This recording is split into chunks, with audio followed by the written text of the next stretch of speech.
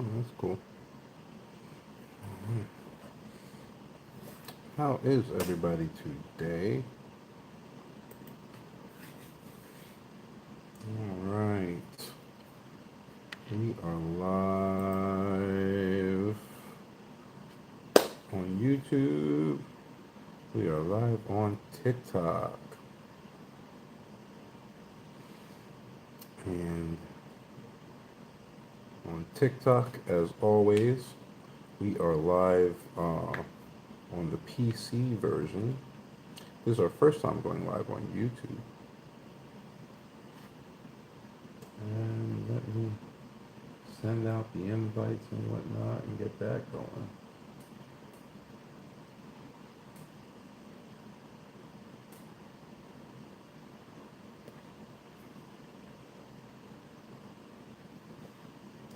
Standing.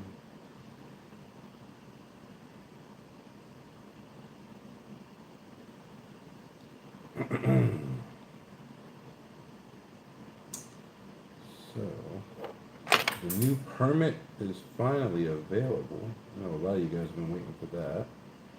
Most of you guys have been waiting for that because it has a lower bar to entry, and it's quite frankly way cheaper. We'll get into that in just a moment. Send out the invites I need to send out, and we'll get right into that. How's everybody been? If you guys have, I noticed that typically people have questions from the last live. If you guys have questions from the last live while I'm getting these invites out, you guys can go ahead and throw those questions up, and I will absolutely answer them. All right, let's see. How is everybody? How is everybody? So there have been typically three permits that we worked with in the past, right? A work permit, which is the cheapest permit, but it's the hardest permit to get because a local company, a real company, has to hire you. And then they end up spending more money than you would spend for an investor permit to go and process your work permit for you, right? And so because they're paying for it, um, it's obviously cheaper to you because it's free, but it's also more difficult. You have to be valuable enough to them for them to go ahead and pay for your work permit, right? So there's that. The other permit that most folks were interested in if they wanted to work here in Kenya, and they wanted to open up their own business and do that type of thing, was an investor permit. The drawback to that investor permit was that the government says that you need to put up $100,000 in a local bank account to prove that you are a legitimate business person and that you are starting a real business, right? So that takes a lot of people back, where they're like, I don't have an extra $100,000 laying around to put up. Now we have had people who like essentially borrowed it, right? Like maybe they had 25,000 in their savings, and then, well, wife called mom and dad and got a piece of it, and then that husband called mom and dad and got another piece of it, and they put it all together, got the permit, and then gave that money back, right? So we've seen that happen as well, but it's still tough. So typically what we process for people would be a residence permit. And so in that residence permit, which country? We're talking about Kenya right now. So in that residency permit, uh, it's a way lower bar to entry. You only have to make $2,000 a month, and essentially have a clean criminal background. We've had clients that don't have a clean criminal background, but then we got to go in and we got to do some some legalese and petition the court to overlook it. But that's typically what people do. That has gotten more expensive in the last couple of years as they raise the rate. So if you've been with us for a while, you got an email from us saying, hey, if you're thinking about doing this, now is the time to do it, or else, those prices are going to go up. Well, those prices tripled. So it went up a lot. And so a lot of people kind of got left out in the cold behind that. Now, LSK has been working with the government, which LSK is like the Bar Association, has been working with the government. And I think a couple other divisions have been working with them as well to create this digital nomad permit, which is really interesting because it's kind of the best of both worlds. Number one drawback with digital nomad permit is there is no direct path to citizenship with the digital nomad permit. The only permit that has a direct path to citizenship is the residency permit. Okay, so that holds true. There is no direct path to citizenship, dual citizenship with the digital nomad permit. Okay, that out of the way. Digital nomad permit for the maximum permit, which is 2 years, cost about the same amount of money as just the issuance fee for the max residency permit, which is 3 years. But the issuance fee is typically 250,000 Kenyan shillings per year issued. Now, the residency permit you can have for 3 years, not two, but that's essentially in the neighborhood of like $6,200 just for the issuance fee, right? With this new digital nomad permit, like the entire max permit is in that same ballpark, it's like 65. So it's way cheaper, right? Typically, based on just the issuance fee for the residency permit, typically people who get residency permits, they spend about 10 grand total when it's all said and done to get that permit. With the digital nomad permit, they've made it a lot cheaper, so you spend about 6,500 all said and done to get that permit. So it's a much better option. The other thing is, with the residency, you have to be 35 years old or older, right? So we've actually had quite a few clients who came through, and in the consultation realized that they couldn't do residency because they weren't 35 yet, right? With a digital nomad, you don't have to be 35 or older, right? So you can come in. Used to be if they weren't eligible for residency, then they had to have that $100,000 laying around to get an investor permit, right? Which the odds of somebody under 35 having that are way slimmer than somebody above 35 having that. So it was almost like a non-starter for people who were under 35, unless they worked for a company that had a presence here that could transfer them, right? But now with this digital nomad permit, that's going to allow those people who were younger, the 21-year-olds, the 22-year-olds, people that we quite frankly didn't even target in our marketing because the government restriction was in place. Those people now have a shot at coming through and being here legally and doing business to a certain extent, right? You still can't do business in Kenya. The only people who can do that are investor permit holders, right? Or work permit, but work permit, you have to be an employee, like a W-2 employee, right? So you can't do that, but digital nomads are expected to have some kind of digital income. And so as long as that whatever it is you're doing, right? So it could be that you have a virtual employment. It could be that you own a business, but your clients would have to be outside of Kenya, right? So you couldn't be serving the Kenyan market. You'd have to be operating as a digital nomad. So you would be able to work and there'd be no taxes locally levied against that work. The interesting thing becomes, let's say I don't know, you're a freelancer. You create websites for people, right? And you're an American. And so you move out here and you hear what everybody says. Americans get taxed everywhere. No matter where you are, you got to pay taxes. That's not true. You have to file taxes. You don't have to pay taxes, right? So what ends up happening is if you moved out here and you're somebody who, does websites for a living, as long as you don't make more than $130,000 in doing websites for a living, you would essentially be tax exempt, right? So there's a government form called IRS Form 2555, right? So you can go to irs.gov, Form 2555. And when you file that form, you're essentially saying, hey, I made my money abroad, right? Now, by the Kenyan definition, you didn't, which is what keeps you in compliance with the Kenyan permit. But by the U.S. definition, you did.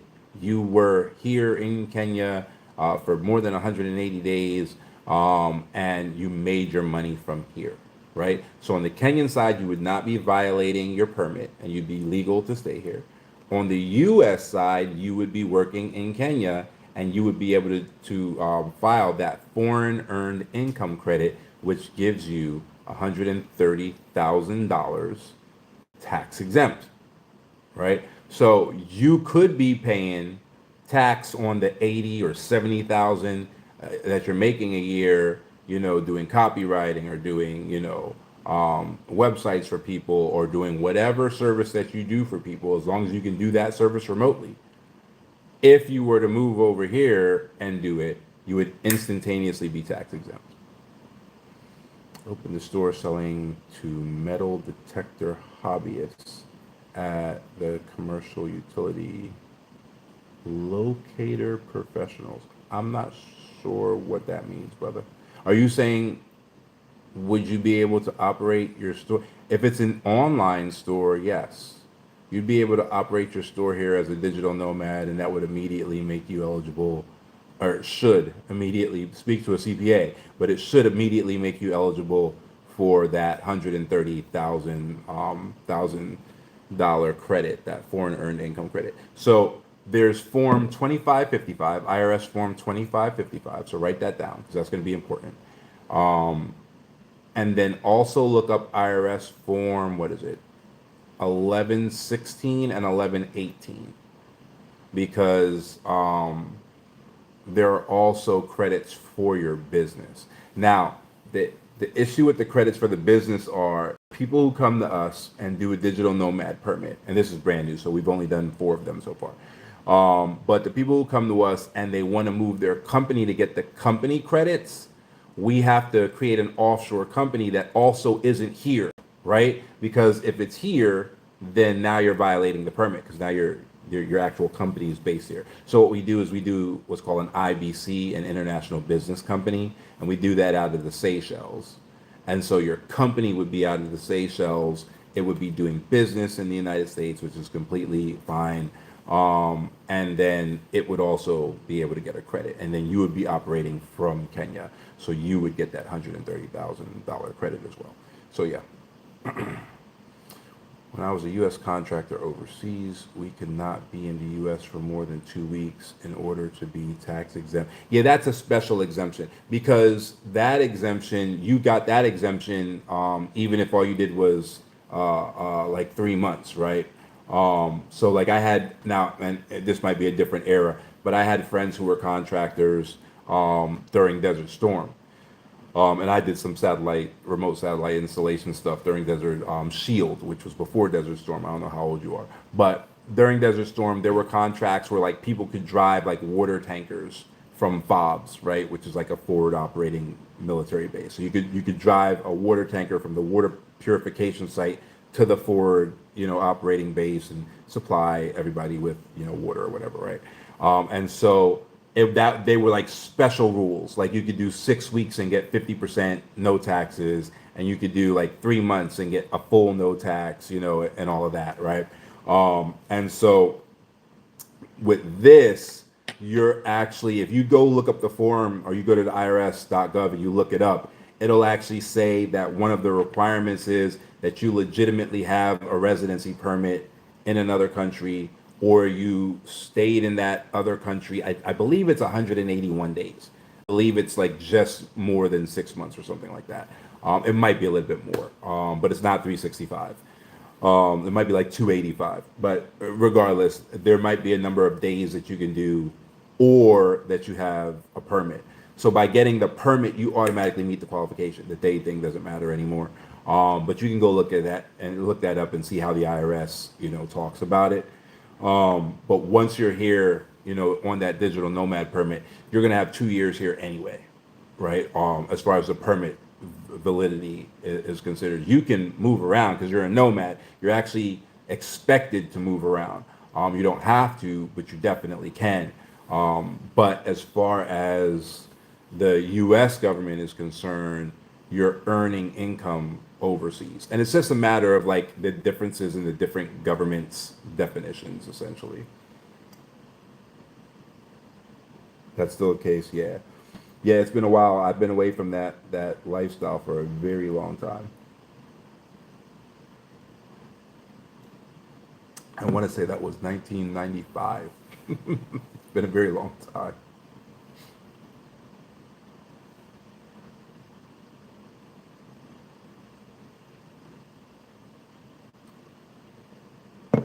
But contracting is where it's at, though, definitely.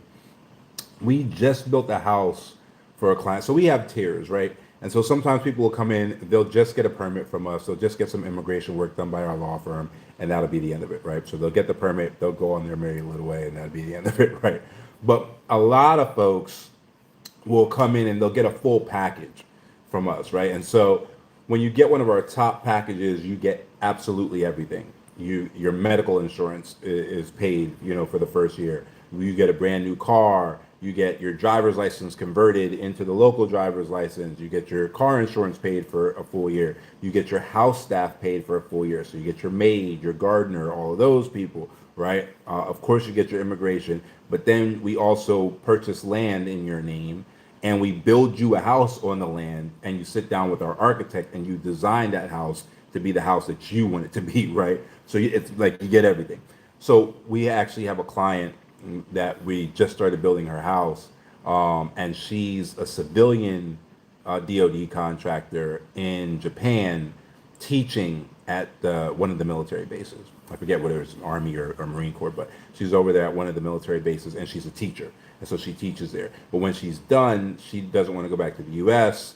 She wants to move to Kenya instead, and so we're building our house for her and getting all her stuff in order. So she's going to get a brand new SUV. She's going to get all of her paperwork done. She's going to get a brand new house.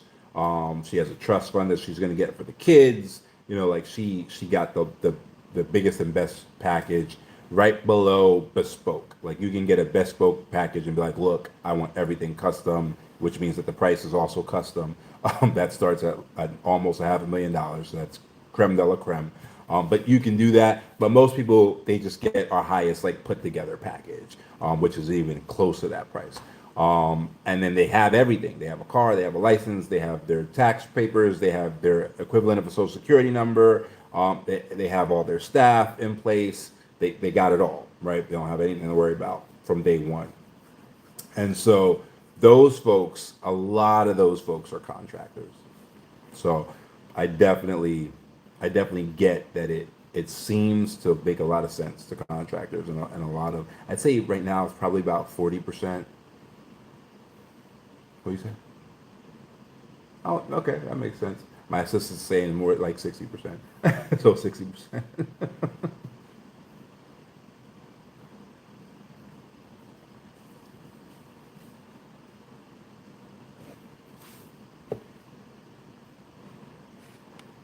Iraq, Afghanistan, yeah. Crazy places. It's been a long time though. Crazy places.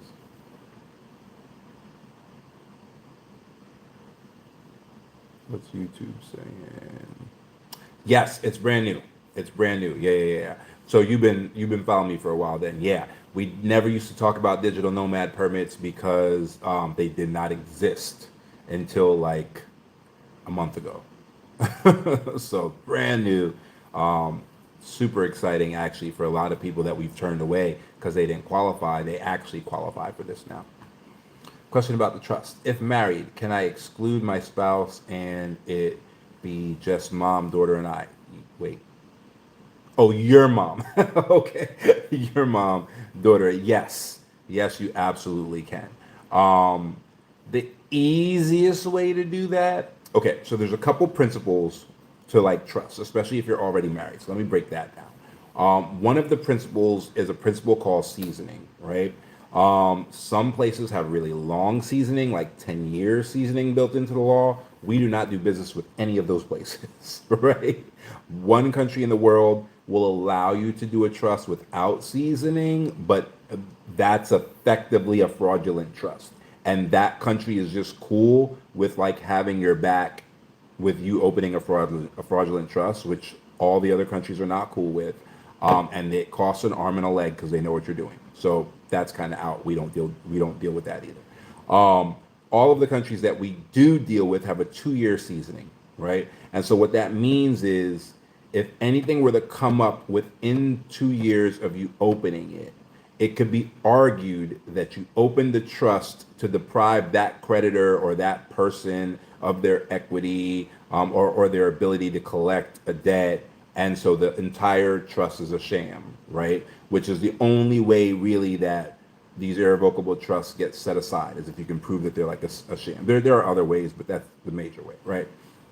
So, in the question that you're asking, there's going to be the 2-year seasoning. So you don't want anything to happen. You don't want to like open the trust and then divorce your spouse, right? You need that 2-year seasoning to kick in. The other thing is that you might want your mom to be the person who creates the trust, and for you to be a settler.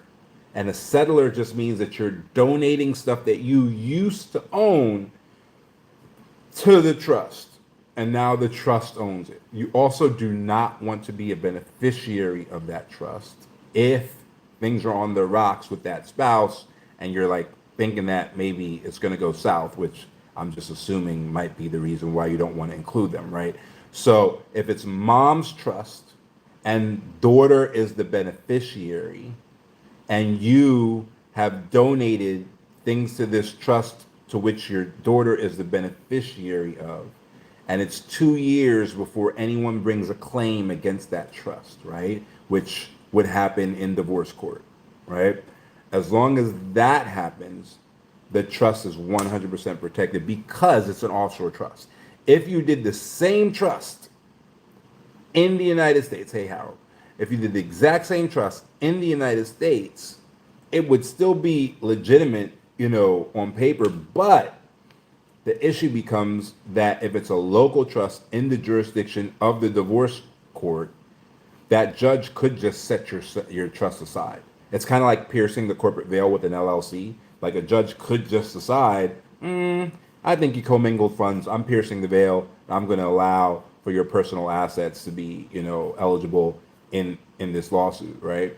And so that same thing can happen in a trust. The whole point of the offshore trust is that worst case scenario, a judge does say that, the other government is like, we don't care what your court says. Like, we're not going to do it, right? Now, the trust has to be formed properly, right? So you got to use a professional who knows what they're doing. Our lawyers have been doing it forever, right? But one of the ways, and it's deeper than this, right? And I'm not going to go into like super specifics, but one of the general ways that we accomplish that is that there's typically a clause in the trust that says, if anybody asks for a bit distribution from the trust, right? If anybody asks the trust to give them some money or give them some property or whatever is in the trust, the trustee, which is a corporation in the offshore jurisdiction where you set up the trust, the trustee would swear you in under penalty of perjury, right? So now you're sworn in and do a deposition essentially and say, okay, the thing you're asking for, is a judge ordering you to ask it, or are you under duress? And then it would say in the document that governs the trust, what's called the trust deed, that if the answer to either of those questions is yes, that the trustee should immediately just deny any request that comes after, right? So now the scenario comes up. A judge has said, you know what? This person has won the lawsuit against you. Let's say it's a spouse, right? Because you're being sued, in divorce. You're being sued for divorce, right? So let's say, all right, as judgment of this lawsuit, I'm going to say that you need to go to the trust and ask the trust to give back the, I don't know, $20,000 that you had settled into the trust. And then that needs to be split 50-50, right? Okay, fine. So you go to the trustee, you call the trustee up. Mind you, you're not the beneficiary of the trust.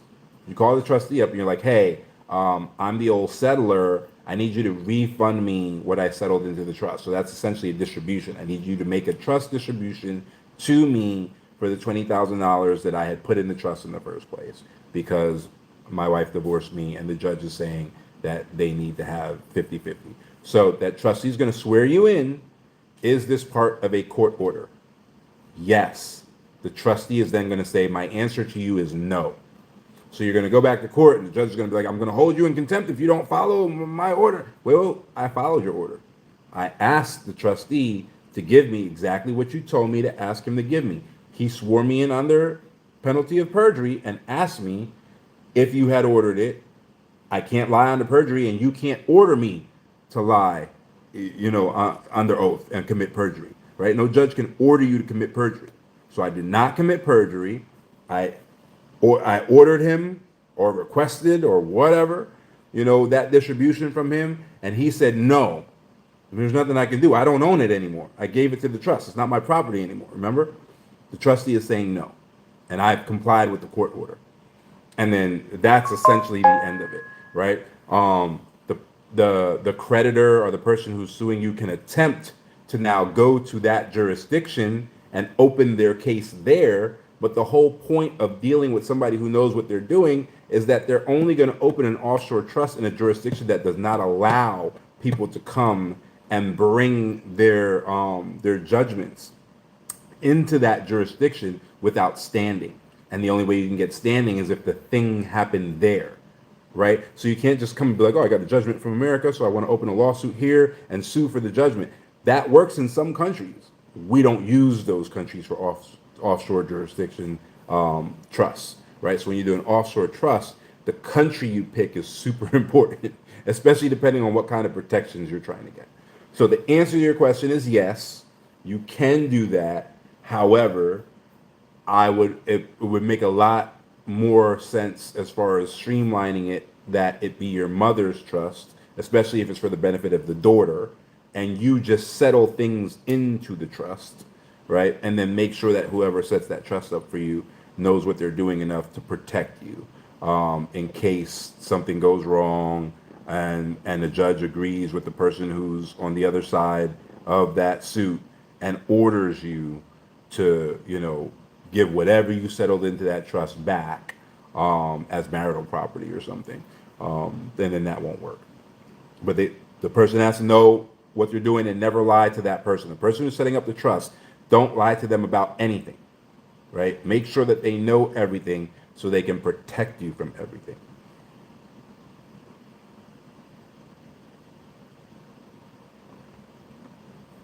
Thanks, Pilot's Corner. How you doing, brother? Yes, for daughter and her babies in the future. Yeah. Absolutely. You can absolutely do that. I would definitely do it from grandma. And you would be, so grandma would be the person who creates the trust, right? Here we call it a founder, but in other jurisdictions it's called different things, right? So grandma would create the trust and be a settler, I would assume. So I would assume grandma would put something in there for the kids or whatever. And then you would settle, but you do not want to be the trustee. Neither does grandma, actually. Because here's what happens. And this is another go to irs.com and check this out, right? Go to irs.gov, not .com. Go to irs.gov and type in non-grantor trust and grantor trust. And you will see that if you have a grantor trust, you have to make all kinds of filings with the IRS. You have to tell them where all the bank accounts are. You have to tell them how much money is in every bank account, even if it's an offshore trust, right? By law. So if you're not doing that, you're violating the law. If you have a non-grantor trust, the IRS says that you don't need to tell them anything, right? So the people who screw that up are control freak people, right? The people who, I need to be the trustee so I control everything in the trust. Boom, you just made it a grantor trust. Now you got to make all those filings, and now during discovery, it's really easy for anyone who's suing you to figure out that you got a trust, to see your bank statements, to know where the bank accounts are so they can freeze those bank accounts, all of that nonsense that you do not want them to be able to find. So if you have a non-grantor trust, it means that you can't touch the trust directly. So the IRS doesn't look at it as though they need to come after you and make sure that you're compliant and look into all your stuff, because you can't touch it.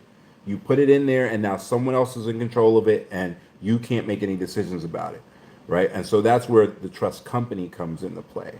And the trust company can only do what's in the trust deed. They can't do their own thing. They can only do what you told them to do when you set up the trust. And so once you do that, the trust disappears, because by IRS rules, you don't have to file anything anymore until the trust makes a distribution to a U.S. citizen. And then it's on that U.S. citizen to do whatever. The non-grantor trust is in charge of doing all its own tax stuff, and it'll have no tax stuff in, your jurisdiction unless you put a real asset in that jurisdiction in the trust, which we typically do not recommend that people do, and I'll explain why in a moment.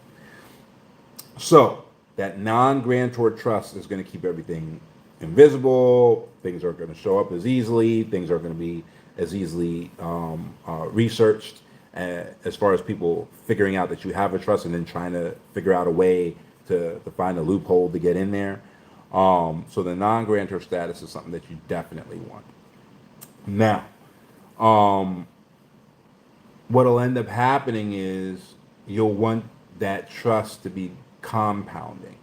So, and that'll be, again, part of your trust deed, right? You'll set up how you want whatever's in the trust to go ahead and make more money. Eventually, the trust will own a company. It'll probably own multiple companies eventually, right? And so what ends up happening is, like, if you want to put a house that's in the jurisdiction where you live in that trust, you're going to want to put that house in an LLC and then have the membership units of the LLC, which is like the stock of the LLC, moved into the trust. You're not going to want the house directly owned by the trust, because let's say you live in Allentown, Pennsylvania or something, and it snows, there's ice on the roof, the ice slides off the roof and hits somebody walking by on the sidewalk, and your homeowner's insurance doesn't cover it. If that house is in the trust, you just let that person get access to everything that's in the trust, right? So things like that, you want to keep those things in a company that's owned by the trust. The other thing is, if you have a house in the trust, right, and the trust is set up like we just talked about. So a judge says, you know what, I order you to go to that trust and get a distribution and pay off this creditor, or pay your spouse 50% or whatever, right? And you go to the trust, and the trust swears you in like we just spoke about, and you're like, yeah, judge ordered me to do it because I'm not going to perjure myself, and they say no. But that house that's in their jurisdiction is in the trust. They can illegally seize the house. Now, of course, you could be like, well, that's legal. You can legally seize the house. And they're like, yeah, sure. And we'll give it back as soon as the owner shows up to claim it. So now the trustee, who's protected by being offshore, would have to fly in to the jurisdiction of the judge who's trying to compel you to pay money to somebody, at which point in time the judge can then compel them instead of compelling you, right? So it's like a dirty little trick that sometimes judges play. So you don't want real property. You don't want like a house or something directly in your offshore trust. It make more sense to have that in a local LLC, which LLC depends on exactly what's going on with you. So you'd have to speak to one of the legal team and let them know your full circumstances to figure out whether Wyoming or whether Nevada or whether Delaware or whatever. But you're going to want it to be in some sort of limited liability structure, maybe not even an LLC, but typically it's an LLC. And then the membership units of that LLC need to be owned by the trust. Because what a lot of people screw up with is they're like, ooh, got an LLC. That means I have limited liability protection, right? And so, but you hit somebody with your car. It wasn't the company car. It wasn't on company time. You weren't making a delivery for the company, but you own the equity of the company. It's not protected by the limited liability. So you hit somebody with the car and you don't got enough money to cover it. The insurance isn't paying enough. The judge can be like, oh yeah, the membership units, the stock, the ownership of that LLC, it's now theirs. Now they just took your LLC from you, right? So yeah, the LLC might have, special protections where they can't dip into your personal stuff, but everybody forgets they personally own the equity in the LLC. So when they get in trouble, a judge can absolutely take that personal ownership from you and give it to the next person, unless your trust owned the LLC and your trust has appointed you as the chief operating officer or the CEO or the managing director or whatever term makes sense within your industry. But now you're essentially just an employee of the LLC. You don't own anything, So now when you do get in that same car accident and your insurance doesn't cover it, and they're like, oh, but he owns that LLC. No, I don't. There's a trust in Kenya that owns that LLC, and I just work, for the LLC. I don't own anything. So you're not taking the LLC from me because it's not mine. So that's the way that stuff works. In a nutshell, everybody's thing is very special and very unique when it comes to law, right? Because all of your little things that you got going on that you don't think mean anything actually mean a lot, right? And so that's why you sit down with the expert, especially for this stuff. Sometimes people want to play with trust and like try to figure it out on their own and da da da da da. You can do that with living trusts, okay? You can do that with revocable trusts, aka living trusts, because when you screw it up, you just revoke it. An irrevocable trust is just that. So when you screw it up, it's bad for you, right? If you guys, have heard me speak before, you know that we had somebody who came to us and they already had an irrevocable trust and they wanted to do an offshore trust, and that irrevocable trust owned 4 or 5 LLCs that owned all their not residential property, their rental property. And it was going well at first, and all that income was supposed to be for the grandbaby's college. And then somebody fell on hard times, couldn't pay their rent, and then they realized that they never gave the trust. And that document I keep talking about, the trust deed, they never wrote into the trust deed that the trust had the authority to evict.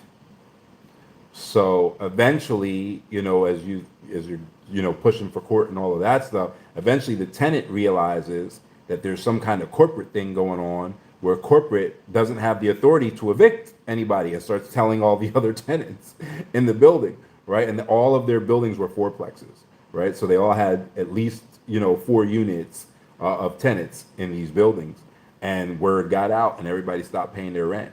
And it took over 2 years for them to get a judge to set aside the trust. But as soon as they set aside the trust, everything flooded back into their ownership. So now, from the IRS's standpoint, you just made like $2 million.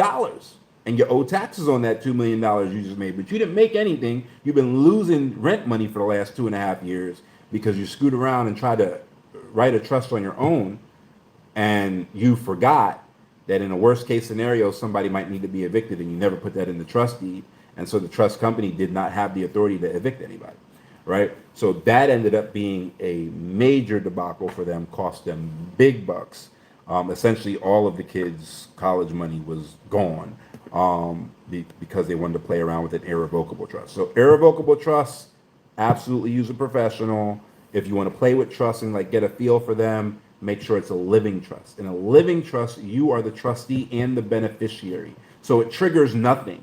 Like if you put your house in a living trust, there's a law called the Garn-St. Germain Act that would forbid the mortgage company from doing the due on sale clause, right? So a lot of people are like, oh, you put their house in the trust and the mortgage company calls the mortgage.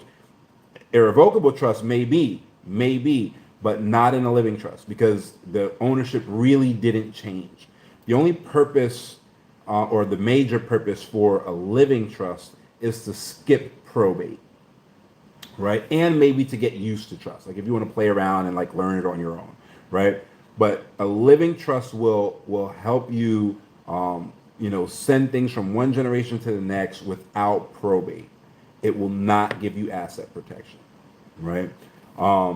Some of our oldest trust clients, their children have now become old enough that they're seeing the ancillary benefits of the offshore trust, right? So our oldest trust client has had a trust with us for about 13 years now. And their oldest son lives a great lifestyle. The trust owns a couple companies. And the way that their family constitution and their trust deed is set up, the kids get to intern through these companies and all of that stuff. And there are some homes that are owned through the trust, through companies like we just talked about and all of that. So the kids get to live in these houses. They pay rent, but they pay $10 a month. It's almost like family Section 8, right? So they pay rent back to the trust, pay $10 a month. These houses are fabulous. He lives in a place called Wyomissing, Pennsylvania. And you can look it up. The houses are beautiful, right? So he has this giant 10-bedroom, mansion essentially. There was a young lady who took notice of that, took notice of the car, took notice that, you know, he went on 6, 7 vacations a year. All of this stuff is paid for by the trust because they set it up that the trust would do that. Okay. So she comes in, marries him. A year later, divorce time. I want 50%. And there's a baby, unfortunately. A baby was brought into this, right? So divorce time, about a year later, might have been 14 months later. There's a newborn in there. She wants child support. She wants half of all the things. It's an ugly, divorce. So her child support was $11 a month because he's worked for one of the companies owned by the trust since he was old enough to work, and all he's ever made was part-time minimum wage. So he makes $7.25 or $7 and whatever, 15 cents, whatever it is, an hour, and he does that for 20 hours a week, and he's been doing that for 7 years, and they've only been married for one. Remember that thing about the seasoning, right? So before she ever existed, this is how much money he made. So they can't claim that it's a fraud, right? He pays, $10 a month to rent the house that's owned by the trust. So it's not the marital house. She didn't get any of the house, right? She couldn't, she could take him for child support, but she got the absolute state minimum because as far as his income is concerned, he makes nothing. Yeah, he goes on 6 vacations a year, but the trust pays for all of that, right? So it was one of those situations where she actually gave him the baby and kept it moving. Like she didn't even sue him for custody anymore because she was going to get her $11, right? So then the true colors kind of came out. So by having that trust set up and by having, that in place for the kids, it protected the son from spousal support. It protected the son from child support. It protected the son from losing 50% of the home. All of that was protected just because 13 years ago, the parents were smart enough to dump a bunch of money in and set off an offshore trust for him. And he had it all those years before he was even old enough to get married. You know what I mean? And then he learned from that situation. They got a beautiful, beautiful baby girl, and all of that. But he's not in the situation that a lot of guys in his, in his shoes might be in if they didn't have the trust. And there was no prenup. No need for a prenup. He doesn't own anything. Right? So you can always kind of tell the families that are new to the experience of wealth or riches because they're the ones who are like, we need a prenup, we need a prenup. Prenups can be set aside. Prenups are not strong legal documents. Even if you have the best lawyers on the planet writing up a prenup, yes, some lawyers can make them stronger than others, and yes, it does depend on what state you're in, but they're not particularly strong documents. An offshore trust, on the other hand, they can't be set aside. Even if the judge wants to set aside the trust, they can't because the other jurisdiction will not agree, right? And so the earlier you create the trust, the faster you get through the seasoning period, and then the trust is ironclad at that point. So had he now gotten engaged and then created a trust, there would have been an argument that trust was created in a reaction to the marriage, and so the trust is a sham trust, and it should be set aside. And then the marriage didn't last 2 years, right? So it's possible that if he would have done it as a reaction to the engagement, he wouldn't have even had the 2-year seasoning on it by the time she turned around and decided she wanted half, right? So these are ancillary benefits that come up when you have the offshore trust strategy in place. We also had one, there's a clause that most of our families put in where when they're doing a generational wealth trust, and that clause is that everybody in the generational wealth trust has to be related to the matriarch and the patriarch, right? So the two, typically married people that are coming together. We do have some people who aren't even married yet, have no kids yet, and they're creating generational wealth trust for their grandkids, and they haven't even had a baby yet. So in those situations, it's just the one person, right? But we've had situations where most of those people, they have what's called a bloodline clause, which essentially says, in order to be eligible to be part of the beneficiaries of this trust in perpetuity, right, which means forever, a DNA test has to be done at birth, not a paternity test, a DNA test.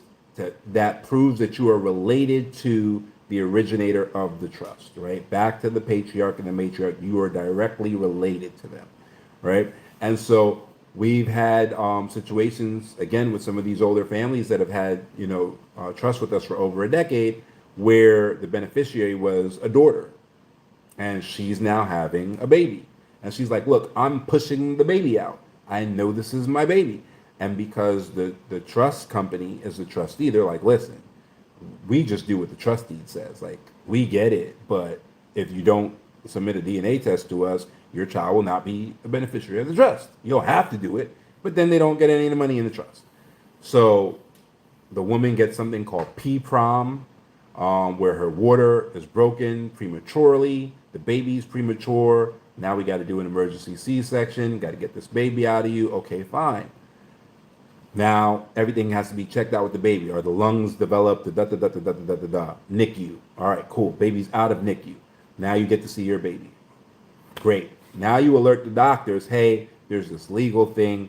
We actually got to do a DNA test. Can you guys handle that for us? Whatever.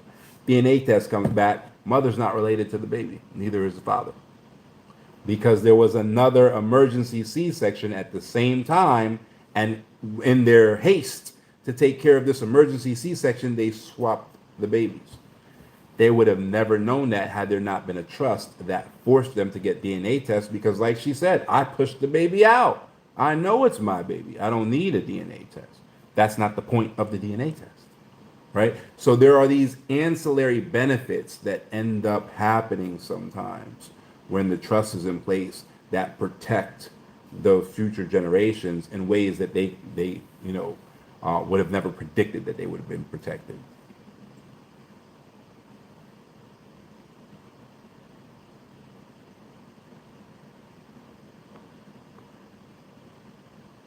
No, your mom moving to Ghana won't affect it at all. Yeah, the only way that anything like that would affect anything is if you move to the country where the trust is. Because then if you get into a car accident, it's no longer an offshore trust because you now live there, right? Now you can have a residence there because we do trust estates. So like we're building a beach estate right now for a client that they're doing a trust estate. And so you can have a residence there, but the residence is owned by a company that's owned by the trust, right? So then that gives you a little bit of a buffer, in that regard. But yeah, she can move wherever she wants. It wouldn't affect anything.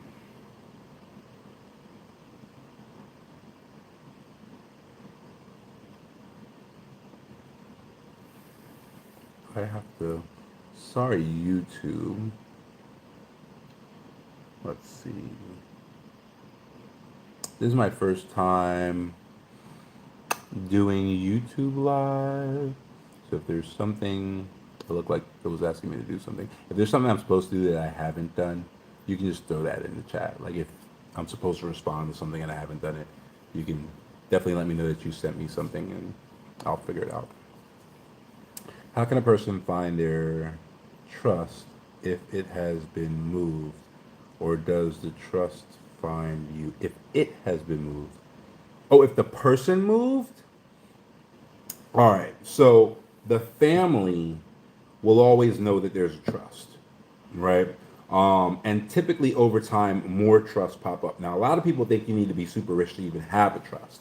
That might make sense with an asset protection trust, because if you have no assets, what are you protecting? But if you're doing a generational wealth trust, you can actually start that with like next to nothing, right? Because what you're depending on in a generational wealth trust is compounding, right? So you can put $1,000 in a generational wealth trust, but it's for your grandkids.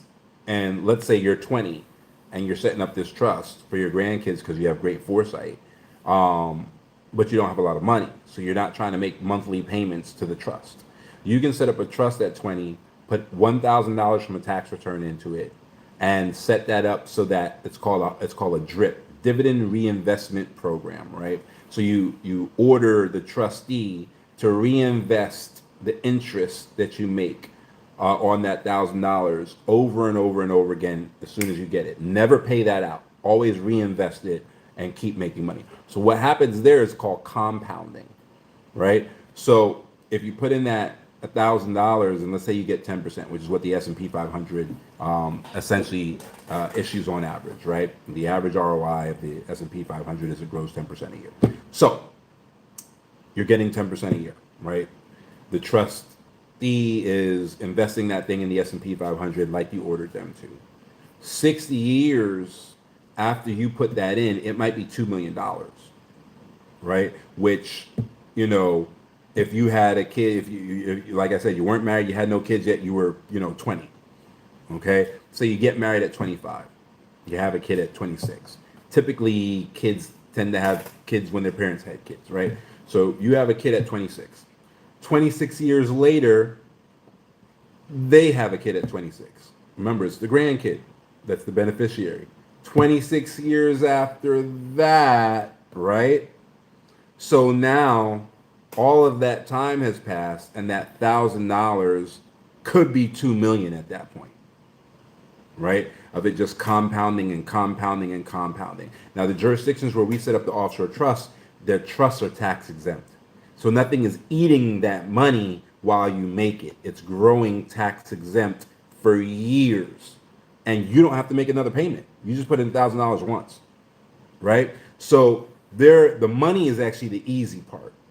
The hard part is making sure that you give those kids the financial literacy that they need to be able to really maintain everything in the trust, right? Now, so how does a trust, find them if the person has moved or whatever? Everybody knows that there's a trust. The trust company knows who the descendants are and what qualifies them as descendants. As the trust gets bigger, the trust will be able to afford more things. So as the trust gets bigger, one of the things that's going to pop up is the historian, the family historian, right? There was a documentary, and I can't think of what the name is. I'm sure Kennedy is part of the name. And in this documentary, it might have been Netflix. There's a guy who was like taking advantage of these women because he'd get with these women. He'd tell them he was a Kennedy. He would take them on like this crazy vacation somewhere, and like prove he was a Kennedy. Like he'd get into all these like, VIP places. He was actually in the front row of like President Obama's inauguration or something like that, off the strength of him being a Kennedy, right? And then what it really was he was like scamming these women. So the first place he'd take the new woman was off the money he just scammed from the last woman, right? So it looked like he was rich and he could do all this stuff. And then he'd start being like, oh, the trust is going to give me 10 million in 3 months, but I'm broke right now. Can you give me 20,000? Like it was one of those types of things, right? So when it all came out in the wash, the person who was able to figure out whether he was a Kennedy or not wasn't the other Kennedys, because there's a ton of them. Most Kennedys' last names aren't even Kennedy at this point, right? It was actually the Kennedy family historian. That was the person who was able to look at the lineage and the family tree and be like, this person is not a Kennedy, right? So eventually, as your dynasty gets bigger, just over time, one of the jobs that ends up opening up that gets paid by that trust is the historian. And the historian knows where everybody is. That's their job, right? And so when someone comes of age, if they qualify to be part of the trust based on whatever you put in that trust deed, the historian will absolutely find them. Typically, the trust company is full of lawyers, right? Or it's a law firm in and of itself. So those guys are, up to date on what's going on with any of especially if there's an educational component. They're waiting for those kids to come of age so they can pay their college, right? Because that's a mandate maybe in the trust that they have to do that. So all of that stuff is tracked by those folks. And so they're following, everybody who's in the family and making sure that the trust is available to them. So that's how that works. If the trust is set up right.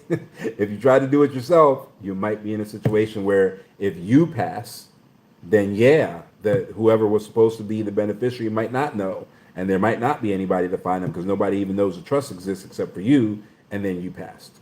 So we always recommend you use a trust company because the company ain't going nowhere. Even if the owner of the company passes, an employee, is still going to be there who has your files. Hello, madame.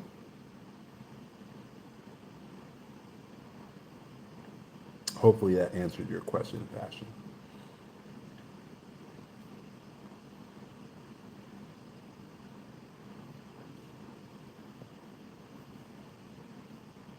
Sprunky. How are you, Sprunky?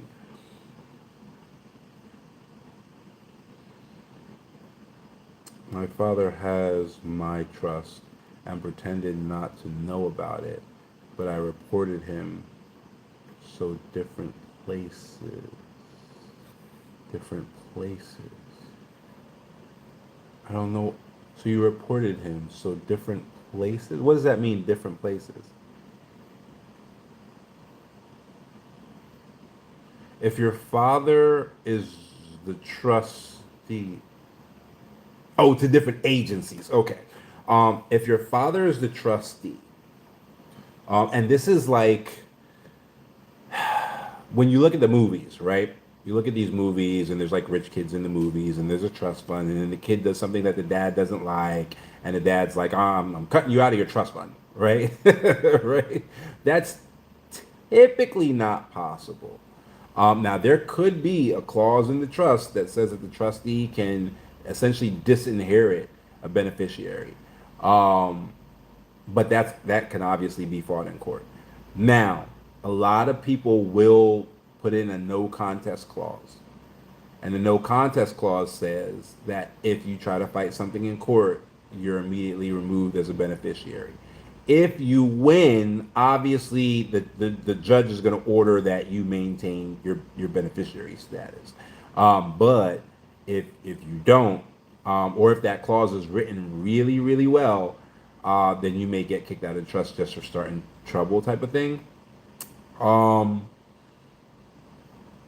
he wrongly has become. Oh yeah. No, that shouldn't even be possible. So that goes back to the control freaks, right? So if he wrongly became the trustee, then that means that your grandparents or something created the trust, or worse yet, for him, the court. Hold on 1 second. TikTok is challenging me. Hold on. All right. All right, I don't know if you could hear that. TikTok challenged me. For you YouTube guys, that noise was TikTok challenging me to make sure I'm still here. All right, um, so if the court had created a trust, which does happen as part of settlements sometimes, right? So if a kid is hurt or there's a medical malpractice, but it was on a surgery with a kid, the court could create you a trust. Oh, you said it was your grandfather. Okay, so this is what happens when you don't use a trust company. If a grandfather creates a trust and the grandfather was the trustee, and then the grandfather passes on, the father can then say, I inherited the trustee position. That's not actually true. It's whatever the trust document says that's true, right? But he could have some kind of power of attorney to handle his father's effects or just be next of kin or something through probate or whatever and weasel his way into that trustee position, like Fashion is talking about. And so now it's a whole cluster, you know. And so the judge is definitely going to have a problem with it and is definitely going to reprimand him, but it might take a few years, you know, and it might end up, you know, costing time and money, unfortunately. Definitely use a trust company always. Even if you want to be the original trustee, make sure that the backup trustee is a trust company so that this type of stuff doesn't happen. I'm exhausted of the US. I'm thinking of exploring West Africa. Where do I start? So, by the way, I have family in Africa, but I think I want to go on my own.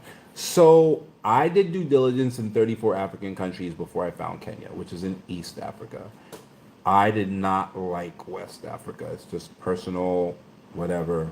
Well, I shouldn't say that for the entire region. I didn't like most of West Africa. I did like Sierra Leone, and I don't speak French. Um, but the infrastructure level wasn't where I needed it to be for some of the projects that I wanted to implement, right? And some business things that I wanted to do. So we have done some stuff in Sierra Leone. I had clients that wanted to do a pharmaceutical manufacturing company, and we put that in Freetown in Sierra Leone. So, you know, which is obviously West Africa. So, you know, it's not that I don't like West per se. Most of the countries there are not doing it for me. And there's the learning curve is not doing it for me, right? So I owned my first company when I was 16 years old.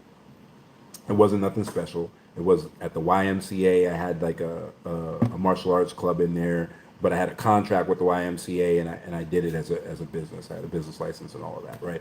So that 16 years old, was a business owner. You know, it is what it is. So for me, I'm always going to have to be running business no matter where I'm at. And so those countries have to have like a solid ease of doing business score, which is actually a legitimate criteria that you can look up, right? So you can, that's independent research. You can just look up what the ease of doing business scores are. Kenya's ease of doing business score is always in the top like 4 on the continent. It's higher than some European countries, right? And so Kenya just made all the sense in the world to me because beyond that, there was very, very little learning curve, right? So you can hit the ground running in Kenya and like you get it. You understand the laws, you understand how the business works, all of that. You get it, right? Of course, there's cultural differences, but there's cultural differences between Pennsylvania and Texas. You know what I mean? So that just comes with moving. But for me, it just made more sense to be in one of the more business savvy countries where you can still make money in US dollars. You can, you know, you can implement almost any kind of business you want, versus trying to do something on the West where like it is not happening. Like, for example, some of the countries in West Africa that, you know, I was doing due diligence in order to open a company there, I would need a local partner, right? Well, I don't know anybody there. I don't, because I didn't know anybody in Kenya when I first came here. Like I wasn't going like where I knew people, you know what I mean? I was going wherever was best for the goals that I had.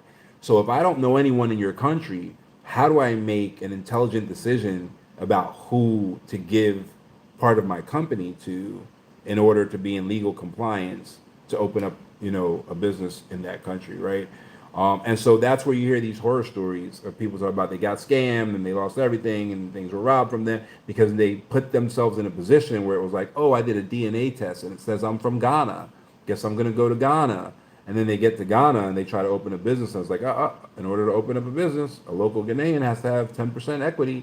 And they're like, well, I don't know any Ghanaian, you know. And then whoever they're talking to typically refers somebody, right? Like whoever hit them with that, whether it was in a government office or a lawyer or whatever. Oh, well, I got a secretary. We can put her on the board. Da, da, da, da, da. And 2 years later, they're crying on YouTube about how corrupt Africa is, right? So it's one of these things where you want to pick the place that makes the most sense for what it is that you actually want to do. For me, that was Kenya. And for most of my clients, quite frankly, that's Kenya. There are specific industries, though, that have different African countries that lean into that industry and are much better for those particular industries. So it really does, you know, depend on what you got going on. But I would make sure that you figured out that what it is that you wanted to do, and then you got the country that's going to help you do it. Nursing. See, okay. So let me break this down to you. Are you a nurse now? Let me start with that.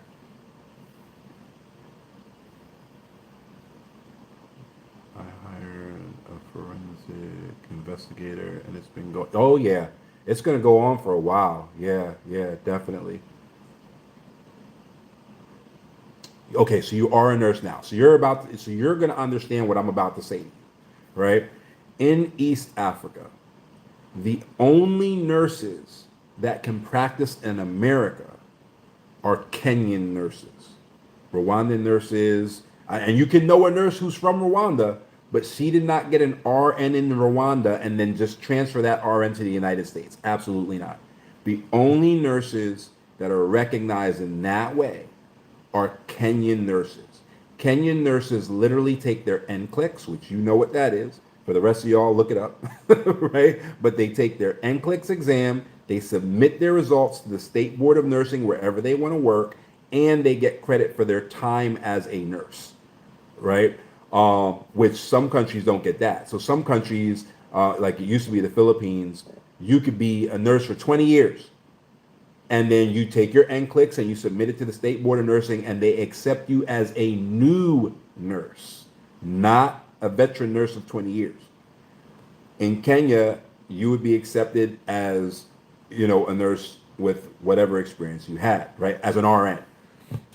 So you see the difference, you know what I mean? So so in that way, you can kind of understand where it's like, all right, not all of these countries are the same, you know what I mean? And the same opportunity does not exist in every country, right? So the country next to, well, there's plenty of countries next to us, but one of the countries next to us is Tanzania, or maybe you pronounce it Tanzania, right? Um, we had a friend that went down there and needed a laparoscopic surgery, and couldn't get it. You can get a laparoscopic surgery in Kenya, right? Kenya is considered to have the second highest level of healthcare on the continent, but it really has the first level, because the country that claims to have the first level is South Africa, but the institutions that have that higher level are actually whites only, which is crazy, right? But they're actually like towns like Arania. Like there's this town called Arania in South Africa. It's whites only. Black people are not allowed to live in this town, right? And they have like robotic surgery. There's only one Da Vinci machine on the entire continent. It's there, and it doesn't get used on black people, right? So for black folks, the highest level of medical technology is actually Kenya. And so for me, Kenya is number one because it's not, racially biased. But there's a major difference there. You know what I mean? Ugandans get sick, they come to Kenya. You know what I mean? They don't deal with it, in Uganda if they need a laparoscopic, brain surgery or something like that. They got to come to Nairobi, or I'm on the beach, I'm on the coast, I'm in a place called Diani. So, but even down here, the hospital that we go to has a laparoscopic tower, right? So you definitely gotta make sure you go to the place that has the level that you need and what you want to do. You know what I mean? So I don't know. I wouldn't necessarily be looking at West Africa unless you're opening your own hospital and you're going to be, a medical director as a nurse, which most, like, I guess I shouldn't say most, but I've definitely seen a lot of hospitals where MSNs are the medical director because doctors want to doctor. Surgeons want to cut. They don't want an admin job. So the medical director ends up being an MSN, or an FNMP. But if that's what you're trying to do, then you can do it anywhere, obviously, right? Now, you might not have access to the medical technology that you want. You pick the wrong place, right? But you can open a hospital anywhere, you know what I mean? But if you're looking to kind of, practice your nursing skills while you're here, then you're going to want to pick probably either South Africa or Kenya.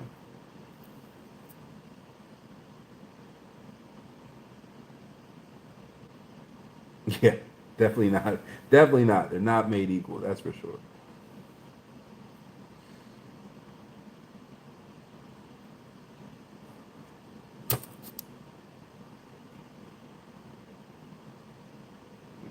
Yeah, yeah, anytime, anytime. That's the biggest thing. One of the biggest like mistakes that we see as an immigration firm is we absolutely see people take an ancestry test and they're like, "Oh, look, I'm Mende from Sierra Leone or, whatever." And then they move there with no consideration for like what is it that I want to actually achieve, what kind of employment or means of income do I want to explore, and then they get to a place where it's virtually impossible for them to achieve what it is that they actually want to achieve, and they're kind of stuck there because a lot of times they put everything into it. So now there's not enough funding for them to hop to another country. Like they bought a house, they're all in, and then it's like, oh man, we don't even know what to tell you at this point. So definitely it's worth it to go backwards and be like, all right, what is success for me? What do I want to get out of this experience? Where do I see myself if I'm completely successful in this experience? Does it mean I own a hospital? Does it mean I'm the the director of nursing, like what is it, and then once you got that, start searching to see which places support what it is that you want to do, and then life will be incredibly easy for you.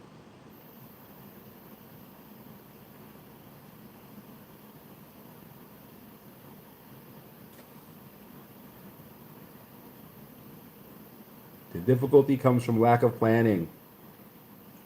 For the last 12 years, that's what we've seen. The difficulty comes from lack of planning. The people living their best lives just planned better. Some of them get lucky, but most of them just plan better.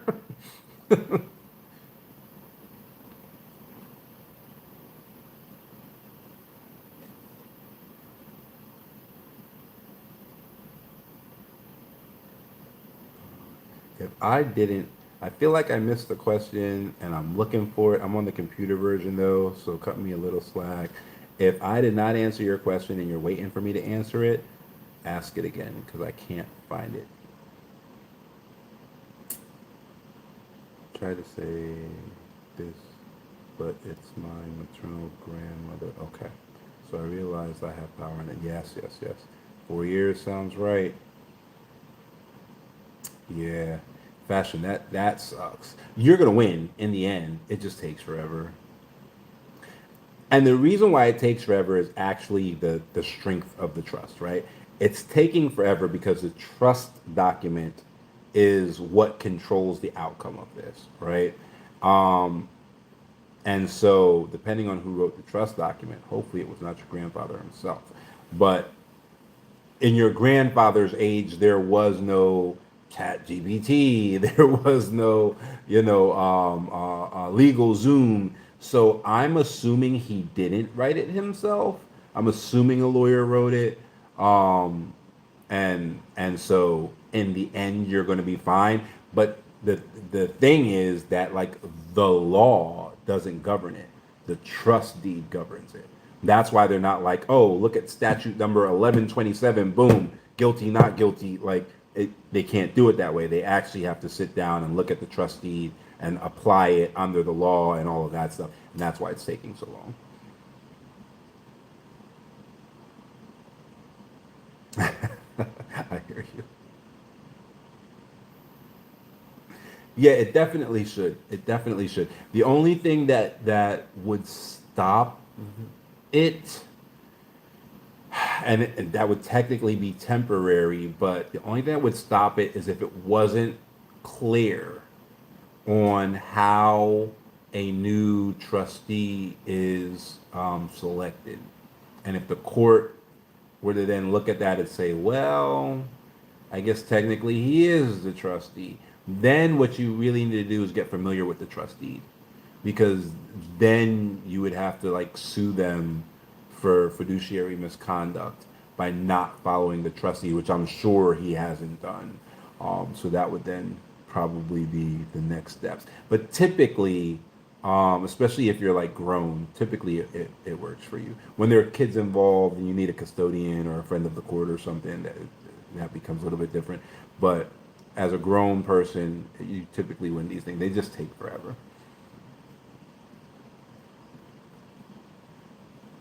Yeah, yeah, I bet.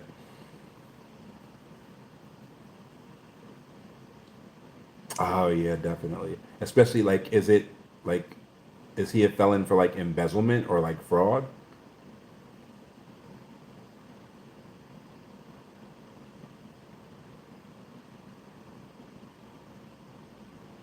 Because if the charge is related to the fraud he's currently perpetrating based on your story, then yeah, that would definitely help.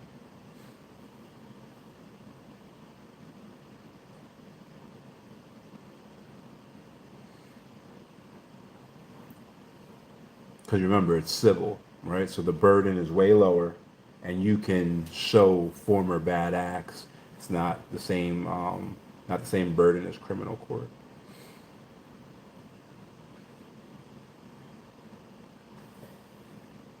What?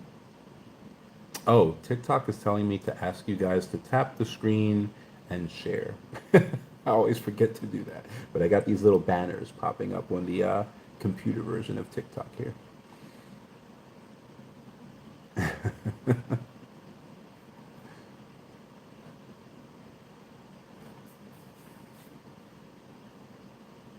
All right. The area. Yeah, fashion. Yeah, yeah, definitely.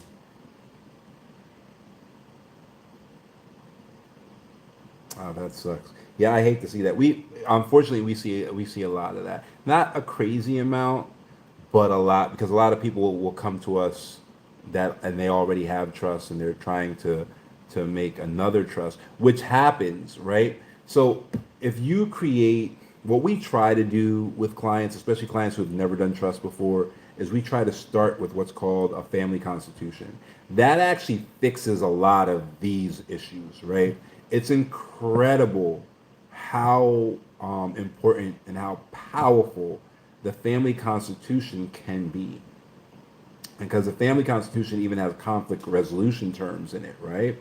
And so we sit down, we create the family constitution. That process typically takes 4 to 6 weeks. Um, and it's easier if it's like one person and like they're starting their family, so they're now the matriarch or the patriarch of their family, and like they're just making the constitution on their own. And then they can lean on our lawyers for like, well, what have you seen in the past? What should be in there? What shouldn't be in there? Blah blah blah blah blah. Right? But if there's already a family, then you get this opportunity to bring the family together and discuss like, well, what does our family represent? Like, how do we want to handle things? What do we want to be known for? Is education our focus, or is the arts our focus, or whatever, right? And then from that family constitution, you now have this situation where there's a conflict resolution, like article to that constitution. There's an education article to the constitution. There might be an arts article to the constitution. So there's this situation where everyone now kind of knows what they're about. They're no longer asking like the existential question of like, why am I here? What should I be doing? Da, da, da, da, da. Even though the family constitution doesn't say you were born to be a lawyer, right? Even though that's not the way that it works, it will say the family respects higher education.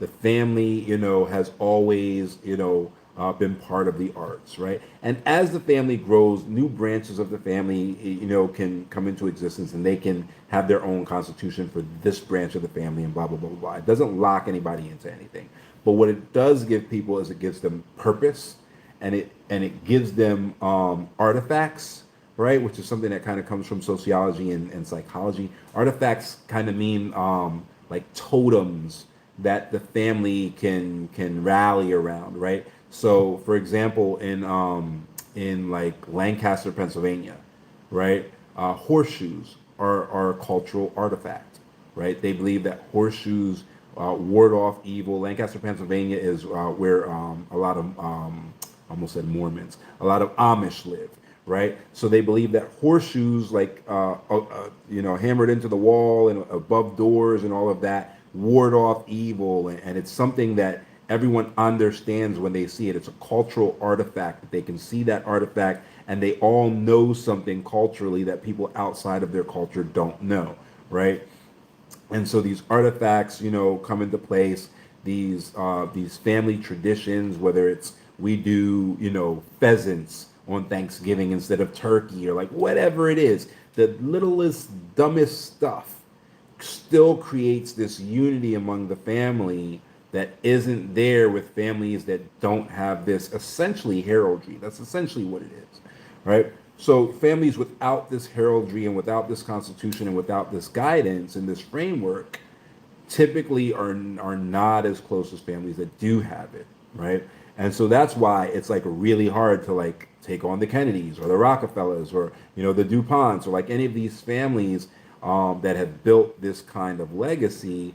They all have constitutions, and so they all know how the family is going to react to certain things, and the choices that they're going to make, and the things that they value and the things that they don't value, et cetera, right? So from there, is where we go into the first family trust. And then that family trust might be for, you know, the main people who maybe set up the family constitution. Now they're doing the trust for their kids. And their brothers and sisters, which are the kids' uncles and aunts, they can do separate trusts, you know, for their kids. But the family constitution ends up being the backbone of all the family trusts, right?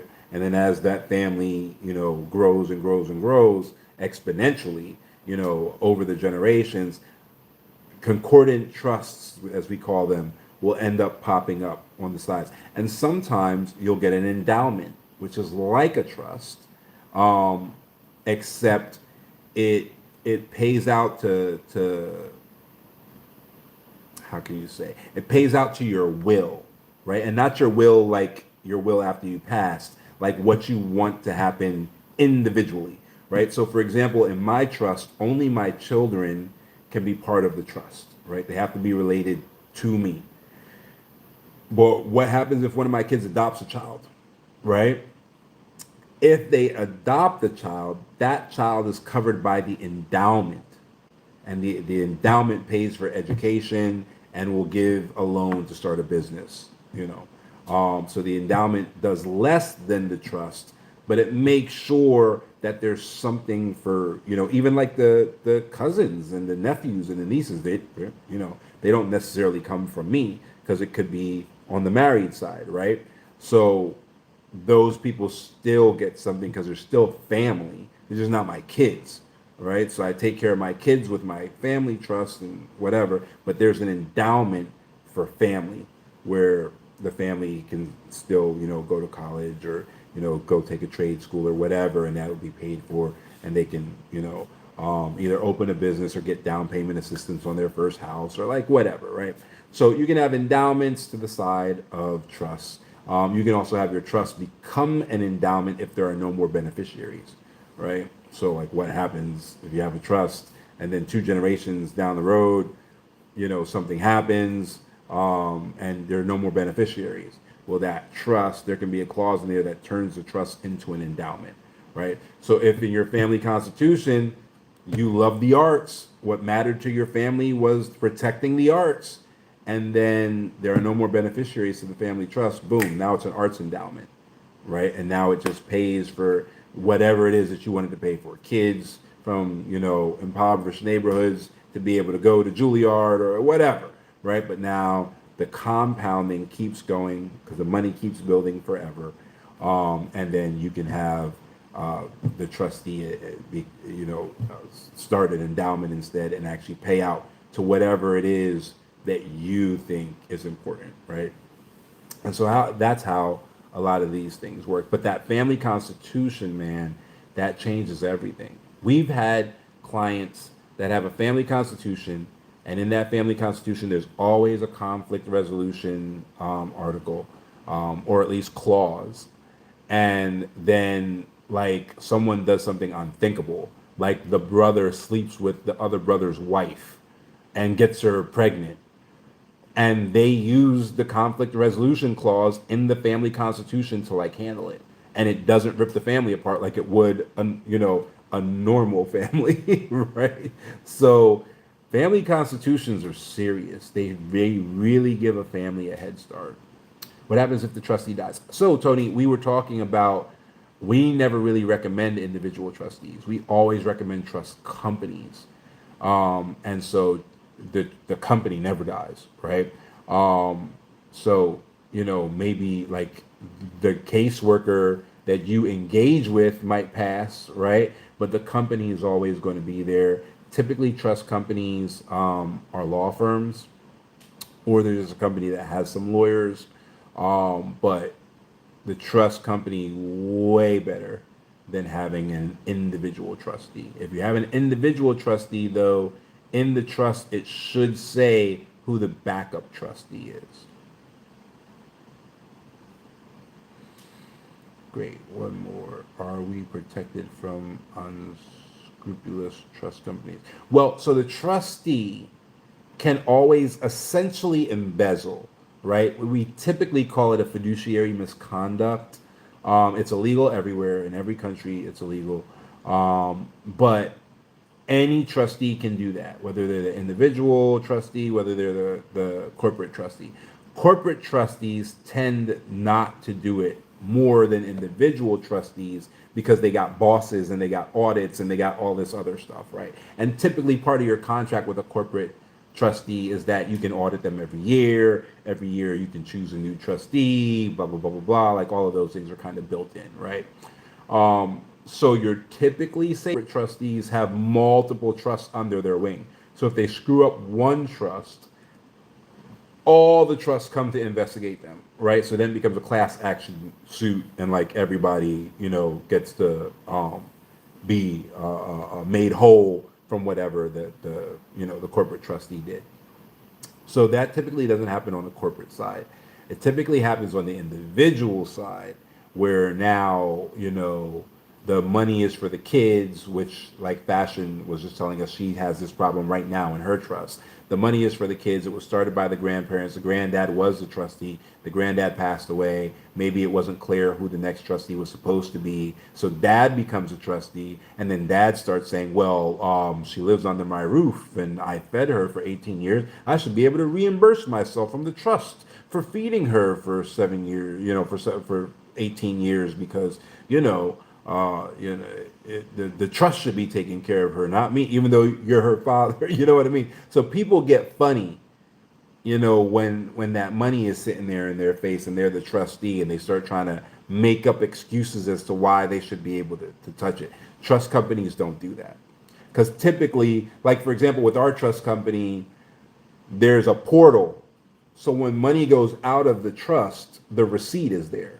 You know what I'm saying? It's not like they have technology and you can log in and you can see how much money your investments made, and you can see what money has been spent on, and you can see what the fees they take are. You know what I mean? So when it's your dad and he's like, oh, well, I took you out for pizza, so I reimbursed myself from your trust, versus it's a company full of lawyers and they know that ain't gonna fly, you're typically safer with the company full of lawyers. That's your life story. Yeah, man. It doesn't normally go well with the individual trustee unless they're the one who started the trust and they know very well, how to handle it. So like the first trust that I had set up, I was the trustee, and then I had a backup like trust company, but then I knew like what I was doing, and I didn't, there was no reason for me to like take advantage of that situation, and so like it made sense. But even now, I wouldn't do that, And most attorneys I know that that are trust attorneys, they don't even do that for their own trust.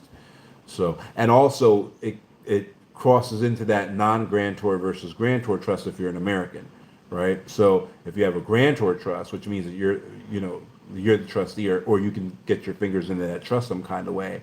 There's a ton of IRS documentation that you have to submit yearly. But if it's a non-grantor trust, you have a trust company handling it, you don't have to submit any paperwork at all, right? And Fashion, that's another situation that your father probably didn't handle well. He's probably in trouble with the IRS. So whoever you have working on that can probably make a phone call about that. But that it's way better from a paperwork side to have a non-grantor trust, which technically is a trust company, versus having a grantor trust. You report him to the IRS. Yeah, definitely. I guarantee if he's just your dad, he did not make the proper filings for that trust, and it's a headache. It's a lot. You got to report everything, every bank account, every transaction, everything has to be reported if it's a grantor trust. It's a pain in the ass. And if you're not a CPA or a lawyer, it's really easy to miss a filing. It's just way easier to do a non-grantor trust, which is like when it's a non-grantor trust, it's almost guaranteed to be an honest trust. That's why the IRS acts that way.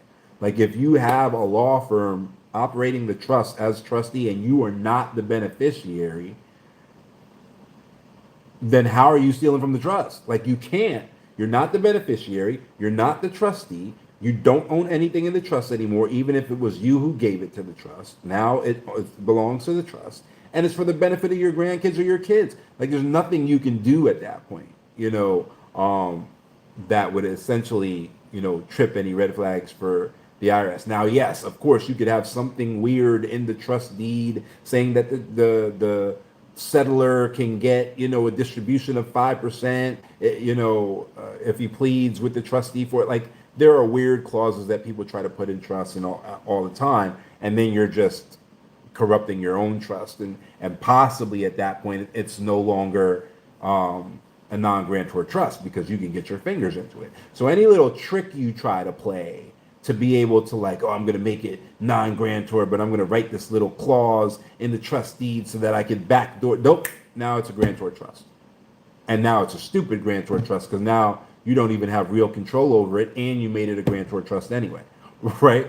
So if you're honest about what you're doing, it's very easy and it's very low intensity as far as like government paperwork and all of that stuff.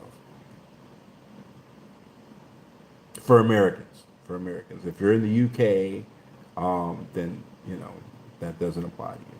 If you're in Canada, and if you're in Canada, actually, I think it's virtually the same. You have some different names for it, but I'm speaking specifically to what happens to American citizens who have trusts.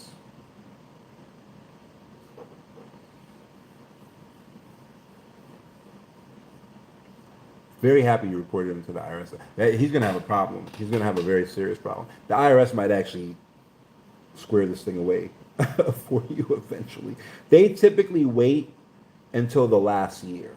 So if you reported him and you're like, well, they didn't do anything, what they'll end up doing is they'll say, well, we can go back 7 years, so we're going to wait until year 6. So that's the only issue with them. But yeah, you did the right thing. I can almost guarantee you he's not up to date.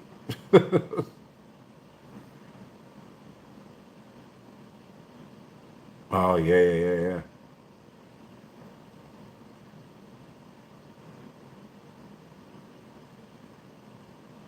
If there's no beneficiaries and you don't have an endowments clause, the same thing that happens if you if you pass and you have no next of kin, the government takes it. Exact same thing. That happens all the time, by the way, on a daily basis, like literally every day.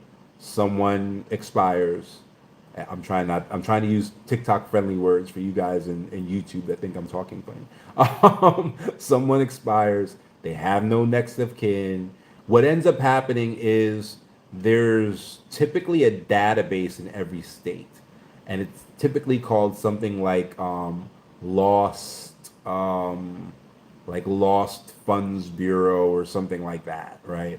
And then so you can go there and you can like put your name in, and it'll say if there's like money that the state owes you that they're just holding on to, but there's a statute of limitations on that, so they just hold it, and then eventually it just goes to the state.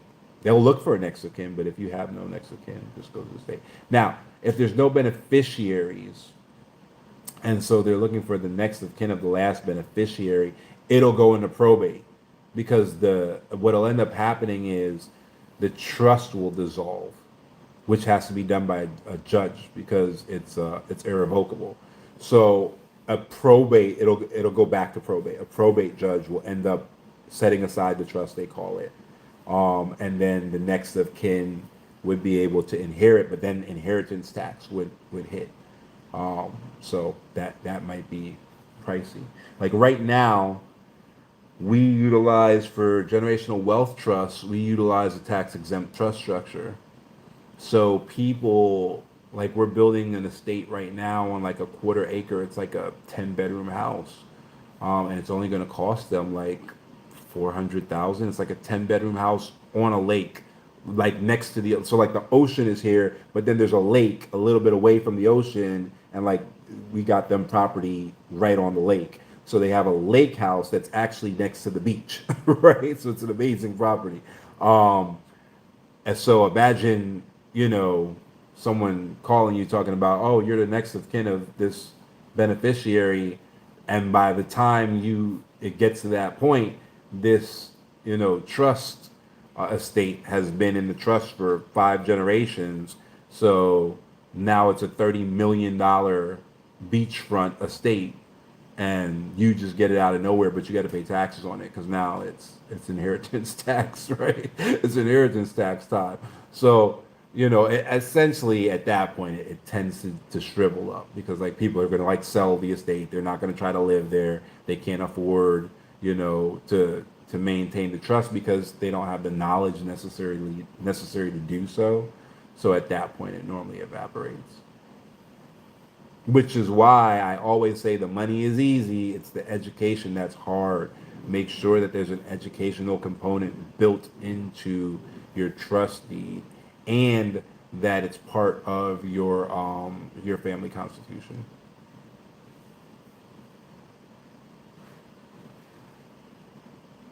Oh, you're welcome, fashion. Yeah, you definitely did the right thing. Absolutely. I mean, and obviously, I don't know enough of your story to like give you like actual advice, but from a high level overview, that's exactly how you handle it. You handle it the right way. It just sucks. This is one of those things that takes forever because it's not, they can't go to case law. They have to go to the trust deed. So, but that's what makes the trust powerful is that the law essentially has no hold over it. It's the trust deed that governs it. Of course, within the confines of the law, you can't have a trust deed that says go sell, illegal substances. You know what I mean? But you know, yeah, yeah. And there might be some recovery. The crappy part is when it's an individual like your father, he probably can't make restitution. He'll just have what do they call it? He'll have a judgment, yes, but he'll have a lien, on his name forever, right? He'll never be able to pay it back. That's another good thing of having the trust company because the trust company is going to have something called errors and omissions insurance, right? So if there's an error or an omission, in medicine, they call it malpractice insurance, right? And there's typically a balloon insurance policy above that, right? So right off the back, if the company does something crazy, their insurance is paying out, right, to make you whole again. And then there's going to be some sort of method by which you choose another trustee, right? But when it's that person and that entitled person because they're related to you and they're like screwing you over, there's no real way to get that back from them because they typically don't have it. If they have it, they typically don't mess with your trust. You know what I mean? So it's one of those things where if you're going through the problem, then they're probably too broke to fix it. You know, I mean, when you finally win. So it is a shitty situation. But at least you'll be able to pass something on to the next generation the proper way once you get it sorted and whatever is in there. At this point, since something has started, they should have frozen trust funds. So he shouldn't still be pulling stuff out of it. But yeah, yeah. Yeah, it sucks. It sucks. We see it so, like I said, we've seen it so many times just because we're in this industry. Um, we really, really, really do not recommend, um, parents being the trustees unless you started it and like you're good. You know what I mean? Like there are some essentially rich parents who are trustees because they don't care. You know what I mean? Like they got millions. They started their kids' trust with 100,000. Like they're not trying to spend their kids 100,000. Like fine, but when it's the grandparent who starts it, and then they make the grandkids beneficiaries, and then when they pass, their kids become the trustee. Ugh, that's always a mess unless the trustee is really, really solid. And there's another position, like we do that sometimes, but there's another position in trust formation called a protector. And so when we do that, like when there's just some family thing where it's like, no, my kids will be the trustee when I pass and the grandkids will be the beneficiary. Then the trust company gets the protector slot. And then when something goes down, see, like if your trust had a protector, you'd literally be able to just walk up to the protector and be like, that ain't right. Why is he the trustee? And the protector would have the legal authority to remove him and put in a new trustee. So the protector having one of those assigned to the trust, if you're going to have the family thing happening, is super important. So that if anything starts going wrong, you don't have to go through this 5-6 year court battle. You can just walk up to the protector, and the protector can literally just assign a new trustee. And the protector can like walk into the banks and like tell the bank like this person is no longer allowed to own the bank account. Now it's this person, and because all of that is established at the formation of the trust. Hey, how's it going? Come closer. We're all doing well. How are you? Yeah, totally, totally. The trust protector is a beautiful position. As long as your jurisdiction has one, right? Not every jurisdiction does. We do in our offshore jurisdictions, but just make sure that wherever your trust is formed, that's in whatever the trust act is or whatever the trust law is.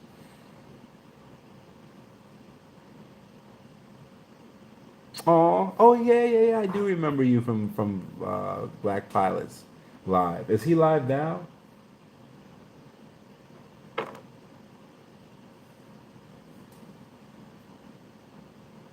Wow, thanks for the likes, guys. Was that 7,000 likes? I always forget to say something, and when I go live on the phone, it doesn't tell me, but I'm currently live on the computer here. Let's see the keyboard, I guess. Maybe, maybe not. But I'm currently live on the computer, and on the computer, it tells me. It's like, tell him to like the live.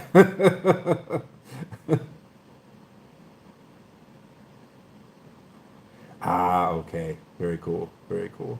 Oh yeah, anytime. Come on through. We do mostly business content here and trust and estate content, but yeah, you're always welcome. We have an immigration firm, and then our firm also does business law and trust law, and so that's what we talk about out here. It's not super exciting. It's not like the fighting places that have 100 people in there fighting with each other. But but I hope it's educational at least.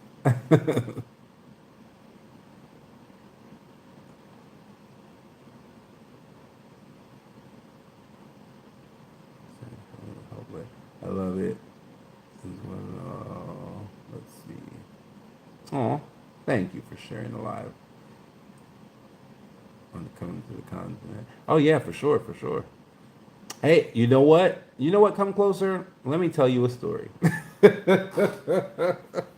We had a guy. Now, before I even tell you this story, let me tell you that I told this guy that I did not recommend that he come this way. Okay, so I'm not recommending for you to follow in his footsteps because I think it's very risky. It's beyond my risk tolerance. That's why I was like, don't do it, but he did it. So anyway, we had a guy worked at Wendy's. Okay, had worked at Wendy's for 15 years. Literally lived in his mama basement. Had about $7,000 saved up. I was like, I'm coming. And I was like, you cannot afford to come. Do not do it. And he's like, I'm coming. And so he did. He came. And when he got here, he was like, I need a plan. Like, I'll pay you guys. I know you're a retainer. I'll pay your retainer monthly. Uh, Figure out a plan for me. And so we did. And we told him this plan is going to be incredibly difficult. But this is the only plan that our strategists have come up with. Do you want to move forward with this plan or not? And he said he did. And so what ended up happening was James went to a place in Kenya here called Kericho. In Kericho, they grow tea and they grow coffee. And so he made, the acquaintance of coffee farmers and figured out how much additional coffee they had, right? And so they gave him some raw numbers and all of that.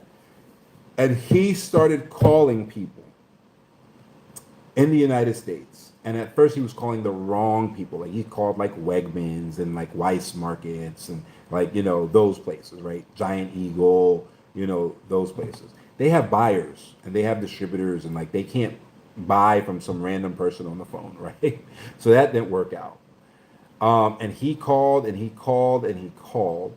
He had gotten to the point where he was tracking the people who were telling him no. And he got all the way to his 2000th no. And he kept making calls. He stumbled across his niche, which ended up being that if he found a coffee shop that actually roasted their coffee beans like in the morning, and that was like part of their pulls, like, ooh, you smell this great roasted coffee, you go in the shop, you get the bagel, you get the the fresh donut, whatever, and this coffee. Those guys knew like snob coffee, right? Like they knew what the best coffee in the world was, which Kenya is in that list, right? Colombia, Jamaica, Kenya, Uganda, Ethiopia, right? So they knew what Kenyan coffee was. So now, mind you, he hasn't paid for anything yet, right? He's making all these phone calls and stuff, and his $7,000 is dwindling. Luckily, you can live here real good on like $500 a month, so he had time, but he's making these calls. So he figures it out. That's the niche. I got to call these little roasting coffee shops, right? And we're adjusting the plan like as this thing is going. So he gets 27 coffee shops to give him purchase orders, right? If you and the purchase order is beautiful for the buyer because it's not legally binding, right? So when you get a purchase order, it's not legally binding. So it benefits the buyer more than the seller because now you have this document that says, if I buy, a ton of coffee beans from you, I will get that ton at this pre-negotiated price. Okay? And then we took those purchase orders to an organization in the United States called the XM Bank. That's EXIM. Right? Let me put that in the chat for you guys. EXIM. And go to exim.gov. If I put the .gov, TikTok won't let you see it. So EXIM, it's a government-owned bank that you only gain access to when you start exporting or importing. That's what XM stands for, right? So he presented the purchase orders. Mind you, this is a dude who lived in his mama's basement. He ain't got no credit. They didn't use credit to give him the loan to cover the business deal. They used the purchase orders. So they did due diligence on all of those coffee shops and made sure that they were real. And then in their due diligence with the coffee shop, they actually offered the coffee shops working line of credit. So the coffee shops actually got capital. They got working lines of credit from, that were supported by the government. It's like an SBA thing. So it's not given directly by the government, but they back the loan through one of the, qualified lenders, right? So those shops bought his coffee beans with credit that was made available through XM Bank. And XM Bank financed the entire deal, the shipment, the insurance on the shipment, and even helped it go through customs because they're government. They're not just a regular bank, right? So they could just call over to customs, right, and say, hey, listen, this is a shipment that we've insured, blah blah blah blah. Here's the manifest. When can this thing come, get through customs? So that first deal, this whole ordeal took 18 months. This guy was sweating bullets. Didn't cost him anything but time. When you don't have money, it costs time. Took 18 months, but when the first deal was done, his profit was $1.27 million. So you don't necessarily need to have money to get it going. But you do need to be determined. Like it has to be something you actually want to do, and you can't give up because it's all or nothing at that point. But yeah, you can make it happen with no money if you're willing to beat the streets for, in this particular case, it took 18 months.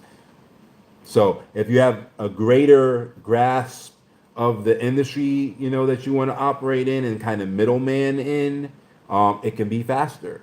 You know, if he had known more than just selling morning coffee at Wendy's, had he been like a Starbucks barista or something, maybe he might have figured out the niche quicker, right? So if you lean into what you know, whether you like it or not, if you lean into what you know, you might be able to monetize that.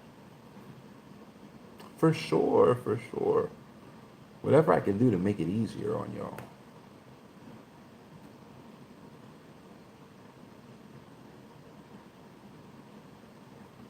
Oh, thank you. TikToxic, I see you, my friend. Thanks for popping in.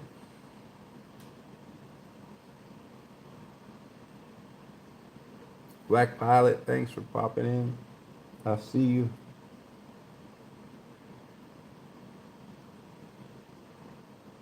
Yeah. So I permanently relocated to Kenya. Kenya just made the most sense for everything that I want to do.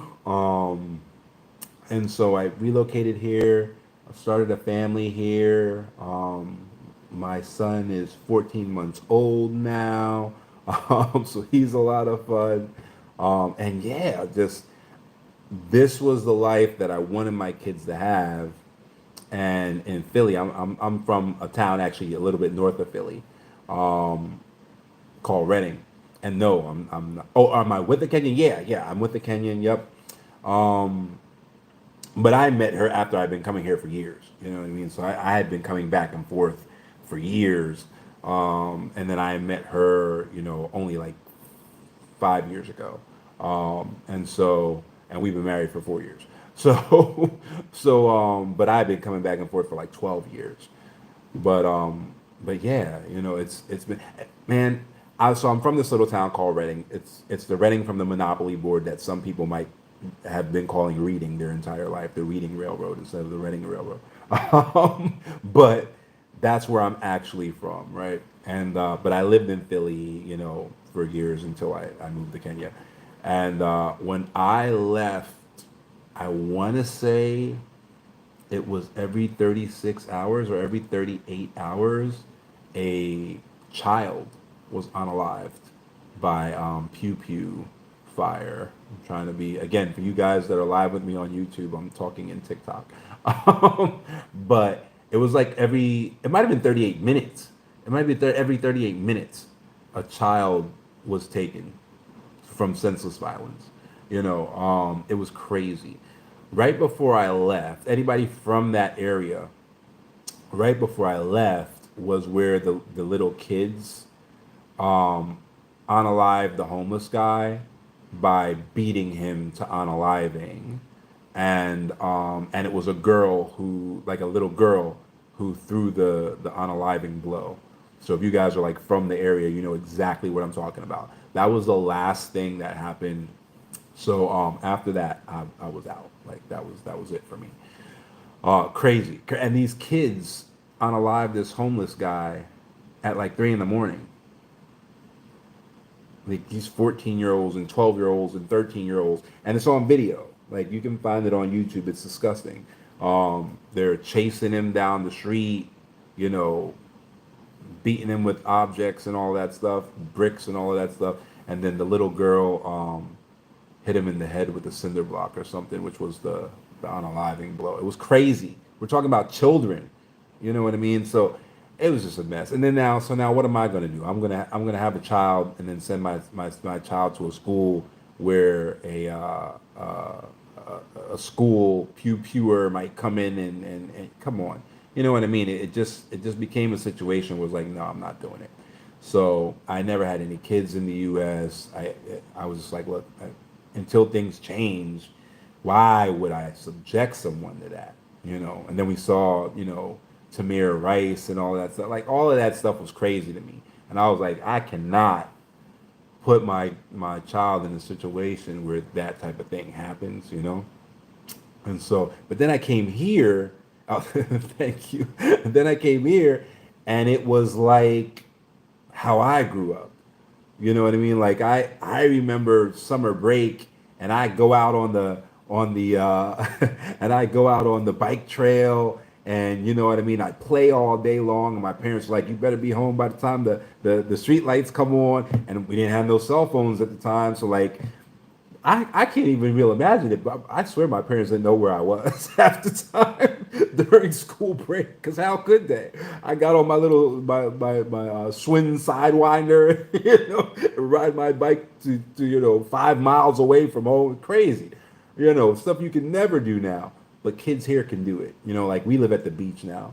And like I said, my son's 14, months old. But I watch the kids now. They run to the beach when it's school's out. They go play. Nobody bothers them. The whole the whole community knows who your kids are. To the point. This is so interesting, right? It's to the point. Oh, fashion. It's to the point where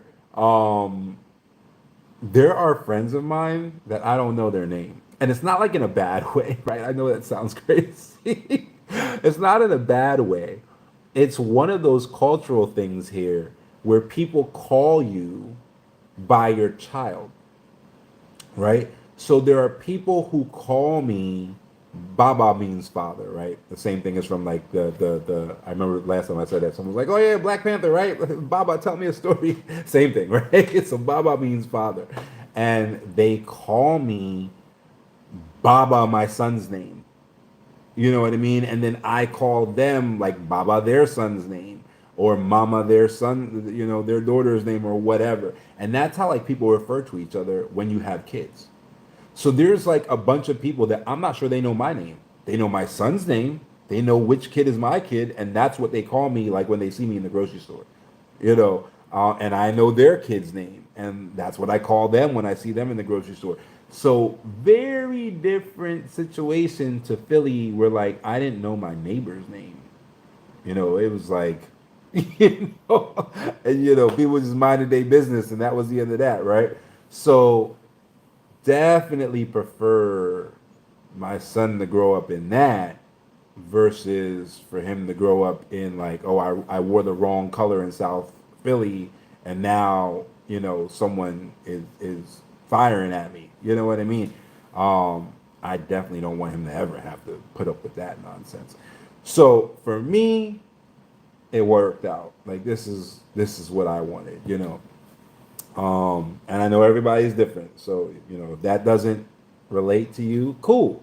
But this is where I got to start the family that I wanted to have. And that I knew, I could give him all the support and all the love that, I wanted to be able to give a child.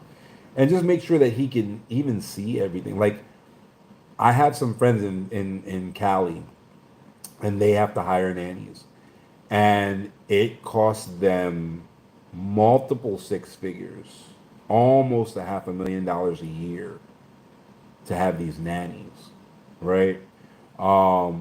We have a nanny so that we can travel with the baby and all that, and the nanny's living like the nanny lives in our estate, right? And it doesn't cost us even six figures. You know what I mean? Like the affordability of living out here is incredible. And then the ability to like make sure that your kids are good, and that you can make a positive impact. It's just on another level. So that just made all the sense for me. But yeah, that's where I am now, and that's why I'm here. Hey Tiffy, how are you?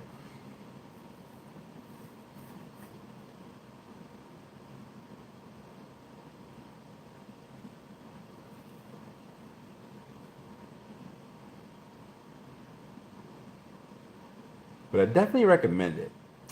I live in on Deani Beach, and I think this year it's the second best beach in Africa. But like in the last 10 years, it's been voted number one beach in Africa, for like 7 out of 10 years. So pretty cool area. I like it. I spent so much time in Philly, and even Reading. I'm not a city guy anymore. So now I'm a beach guy, and I love it. You know, the parents would probably do so much more for you. I know, but I believe that the parents would probably do so much more for you rather than yeah, I agree. My little grandson wants to play with friends. Yeah, definitely. I mean, I don't know. I'm not down with the sitting in front of the Xbox all day. You know, and here they go play. They go, they go out in nature. And it's interesting. And fashion, I see you have psychologist in your name, but I don't know if you are a psychologist. But I know that I had an aunt who was having issues, and it was interesting because she went to the psychologist, or maybe the psychiatrist actually, and the psychiatrist was like, "Okay, I'm prescribing you to walk barefoot in the woods." And I was like, what? Did we check this dude out? Like, does he really have a degree? You know, and it was wild because it worked.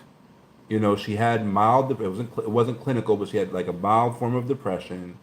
And this thing blew my mind. I really started looking into this. And apparently there are organisms in the dirt, and when you disturb the dirt, you inhale some of these organisms and they attach in your sinuses and they can actually balance you out. And so, like, literally, all she had to do was go play in nature. That's what she was missing. And it literally, like, fixed her. Like, that's what the doctor prescribed, and it worked. And I was just like, damn, ain't that something? Like, I don't remember hearing about that in health class in school. You know what I mean? And so I think it's just better that they're out there playing in the mud, like we did.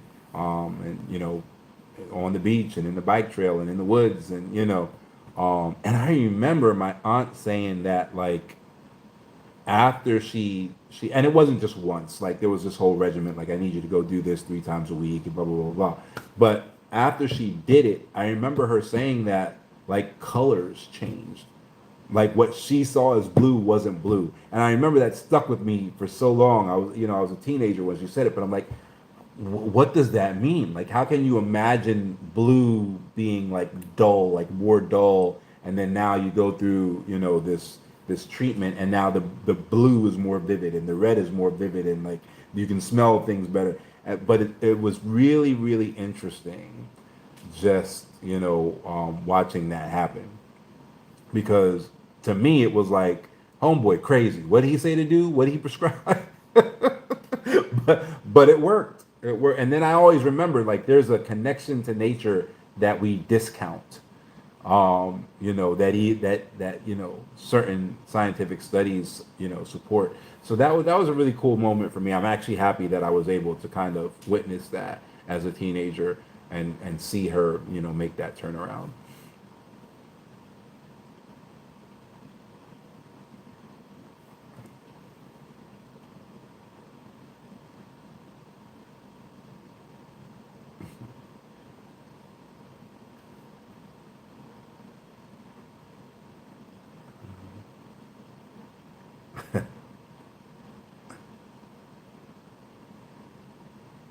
Let's see. Oh, thank you. Come closer.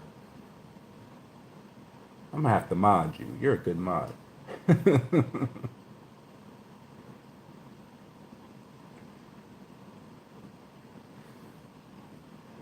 you said you were in the DMV area, aren't you, Fashion? That's a tough. Do you work in the DMV area? That's a tough area.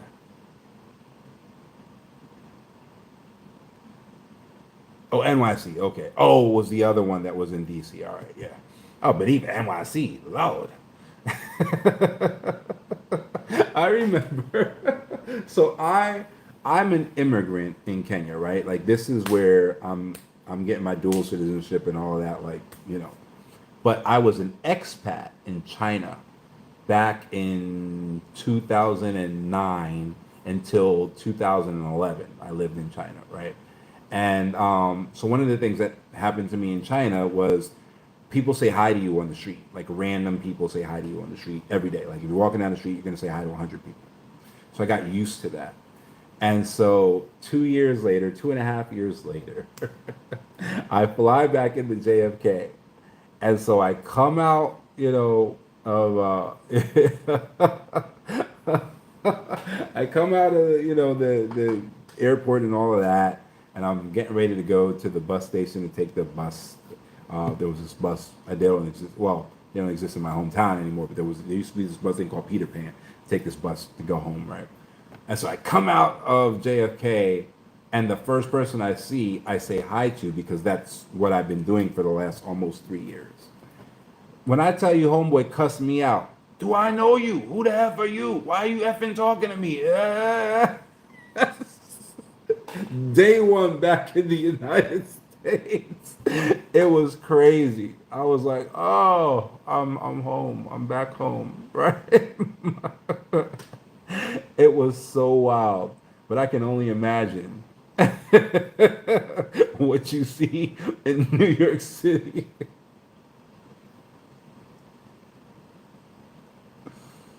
Is that how the popular votes work? See, you know way more than I do about this thing. Let me see here. Oh, I don't know how to. Let me see. Let me see what I can do with you. There we go. Add moderator.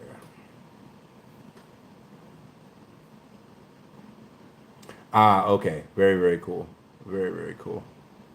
Oh, well, if you work online, see, they just started the digital nomad permit out here. If you work online, you could actually come out here as a digital nomad, which is way cheaper than than either of the other permits.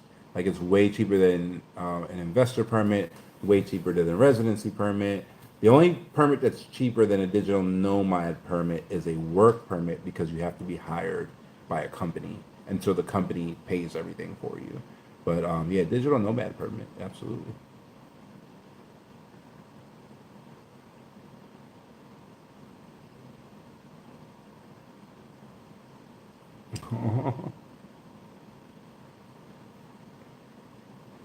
Yeah, yeah. Come on out, enjoy the beach, relax. It's like moving down south. Life is slow. You can relax. People are chill. Everybody knows each other. And still manages to mind their business. Like they're not in your business just because they know who you are. You know what I mean? It's a beautiful blend. Everybody knows each other, and they still manage to mind their business.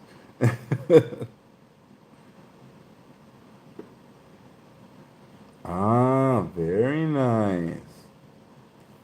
Oh, okay, very cool. Very cool. Navy. Now, California. I used to live in a place called Marietta, and it's where like the 15 and the 215 freeway meet in southern inland California. They actually used to call it the Inland Empire. I don't know if you're north or south or central or whatever, but I actually did enjoy my time there. I only lived there for like a year and a half, but I did enjoy my time in California.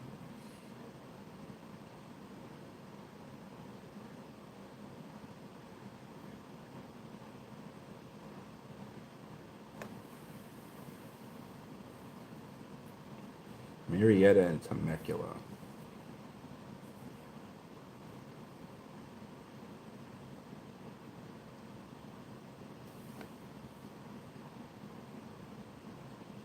Ah, okay. Very cool.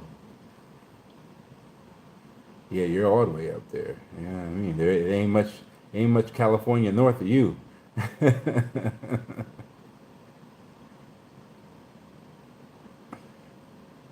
But that's cool though. There's a lot of culture up there. That's very cool. Hey, each one, how's it going, man? Good to see you.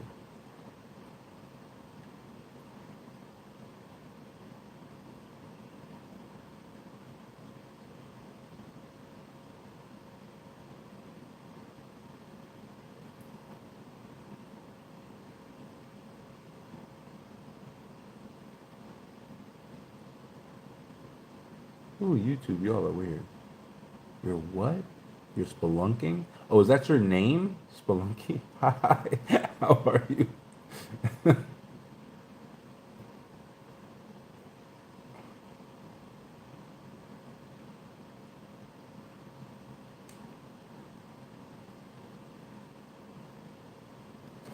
Just started doing the YouTube thing. We should have always been doing YouTube. I know YouTube is the backbone of the social media thing, but we just never got into it. So now my social media director is like, you have to do it.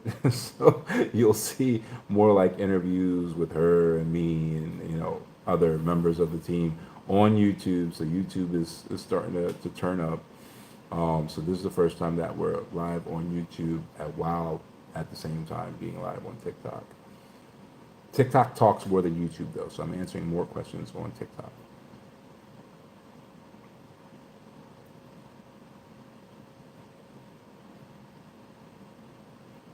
Make sure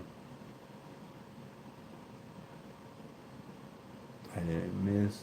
If I missed a question, please just ask it again.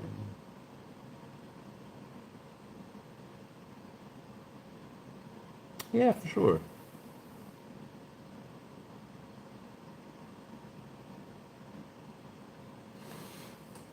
Do you have to use an offshore trust to build generational wealth? No. All right, so no, you don't. That's actually a really good question, right? You absolutely do not have to use an offshore trust to build generational wealth. The reason why we use the offshore trust to build generational wealth is to protect it, right? So let's say you just use a I don't know a money market account. Let's say you open a Charles Schwab fiduciary brokerage account, right? Which I think doesn't even have a minimum limit, right? So what that means is you opened a brokerage account with Charles Schwab for your child, right? So you put their social security number in and all that, and then you put your social security number in as a parent managing this account on behalf of your child. Okay, cool. So you could invest in like index funds and all of that stuff, and make 10% a year on the S&P 500, and use compounding to make generational wealth that's going to go to your kid, right? Um, Now, if you get into a car accident and you unalive the person in the other car, and they sue you for negligence, and they win, and your insurance can't cover it, and you don't have an umbrella policy, your social security number is attached to that account, so that kid is grown. So technically, they could come after that account and pull all the money out of it that had nothing to really do with you in your mind. It had everything to do with your kid. They could pull all the money out of that. If you don't have a homestead exemption on your house, they can take your house from you, take your cars from you. They can take all those things from you because there's no protection around those assets, right? And so the offshore trust is just the ultimate protection. No matter what happens, no matter if it's your fault, even like if you're intoxicated and you run over someone's child, that's horrible, right? And you probably should pay for that, but your kid didn't do it, and your kid shouldn't have to pay for it, right? So by having the offshore trust, everything in that trust is protected from anything, from any lawsuit, from anything, right? And so that's why we utilize the offshore trust. But that's a great question. No, you could attempt to do it on your own. It's just not protected, and you could try to use some other, you know what I mean? Like you could put it in an LLC and try to let the limited liability protection of the LLC protect it. But who owns the LLC? In the same situation, if your insurance doesn't cover it and that judge says everything you own now can be liquidated to this person to satisfy the judgment, if you're the owner of the LLC, that's not covered under limited liability protection. The stock certificates, they're called membership units within LLC. Those membership units go to the person who won the lawsuit. It's not protected by limited liability. It's not inside the company, it's your ownership of the company, right? So, you know, those are the things that people don't think about because they've never been in the position before, right? And of course, the lawyers at our firm can advise them, hey, listen, why don't you put those membership units, those stock certificates, in the trust. Let the trust own the stock, and you just be hired as the manager. You know what I mean? So if anything happens with you, they can't come after the company at all. You know, unless it was on company time, and that's a different thing. But you know, if you just get into a car accident or something, you know, they might think you own it, but once they actually check whose name the membership units are in, it's in the name of the trust. So it's not something that can be liquefied to satisfy a judgment. So that's why we use the not just the trust, but an offshore trust to make sure that you have the highest level of protection. But that was a really good question, Courtney, from YouTube.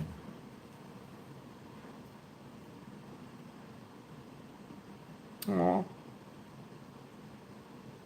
you're awesome. Come closer. You're gonna have to let me know. Do you go live? Come closer. I'm gonna have to try to support you as best as I can as well. It's 12:50 a.m. here, so there is a time difference.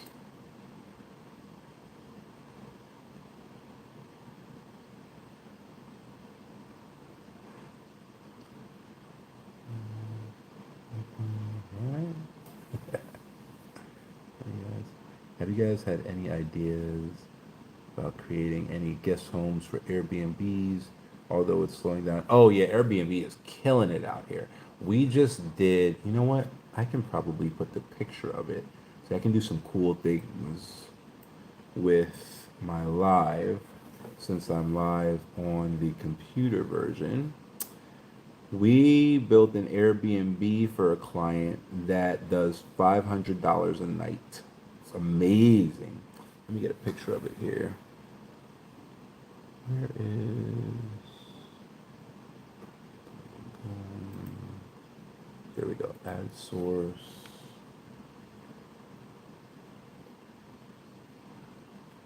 One second, I'll show it to you here.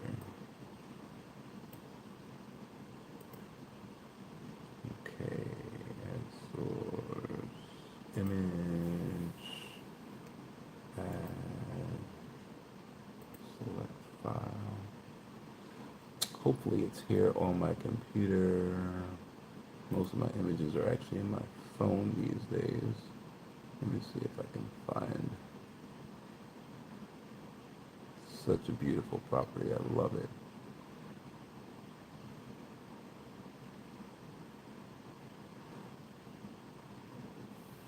Let's see here.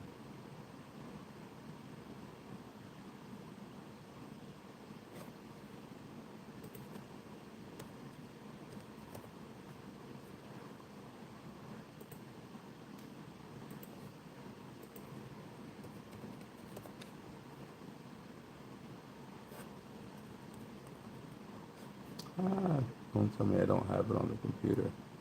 Wait, is that it? No. No.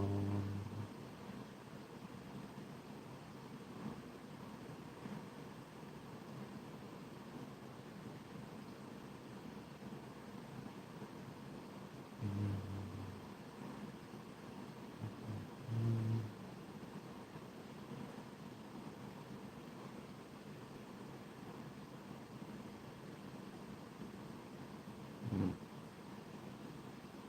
no.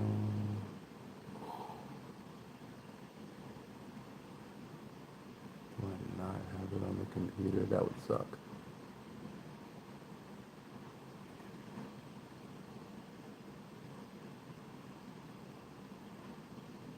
It's on my TikTok though.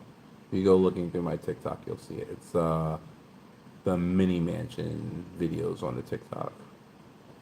But I can show you the duplex that we're building for the client in Tennessee right now. It's halfway built, so if you're following the TikTok, you'll end up seeing it um, go from nothing to something, from zero to hero. Let's see here.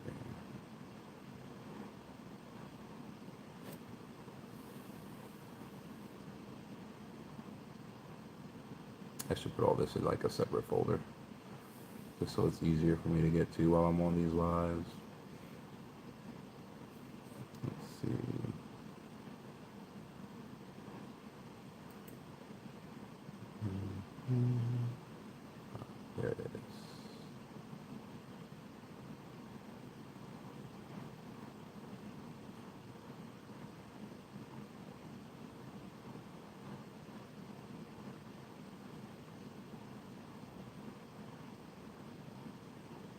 So let me switch out of this from picture to video, and then I'll show you the drone footage on it. And source video, and there we go. That'll be easier. Okay.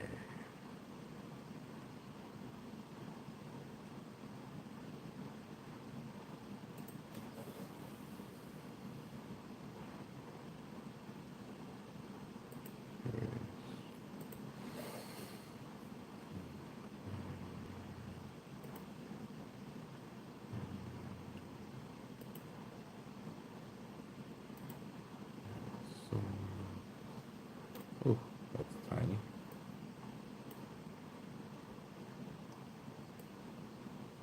Let's see what I can do here. So this is a quarter acre. Sorry you guys on YouTube can't see it unless I bring the camera around and actually show you my screen. But this is a quarter acre, and this is going to have two 6-bedroom duplexes on it. These guys are all for Airbnb, so that means that this client has an investor permit. So we took a drone up and did some drone video of this. Let me see if I can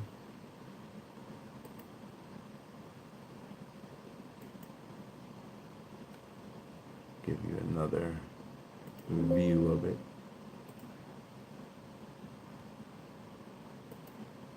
Alright. Give me a second. Yeah, this is cool. Like, if I can do this with the phone version of TikTok, I don't know how. But the computer version of TikTok definitely lets me do some cool things as far as showing you guys stuff that we're working on. Let's see here.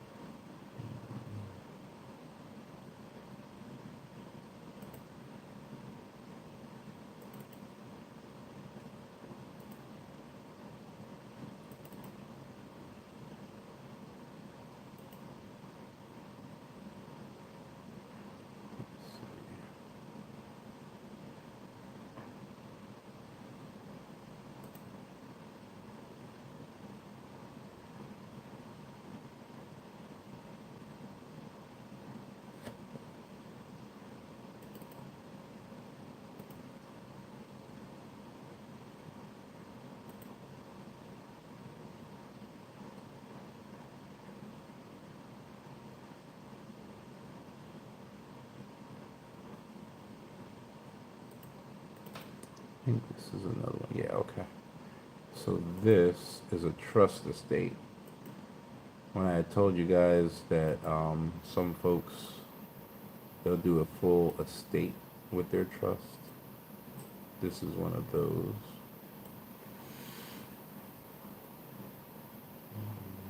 Make sure you guys can see it.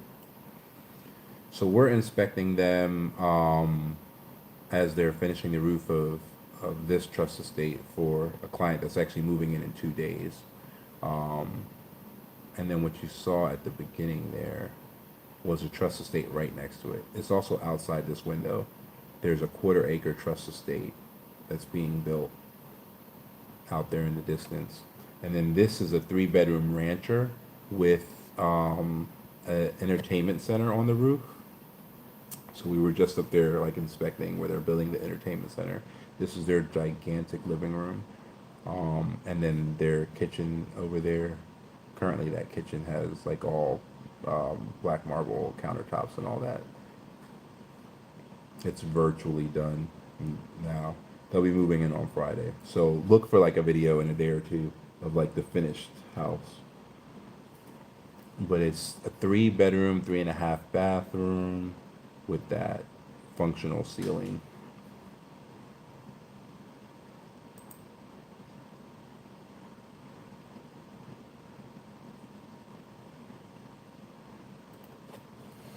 And then let's see. Hey, Shannon. Hey, Leo Mac. Back to video.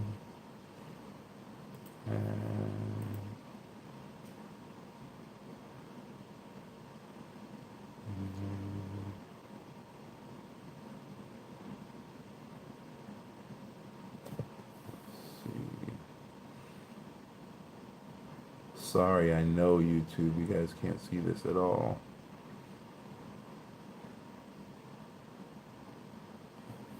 Jump on over to TikTok, you'll see it. Let's see here.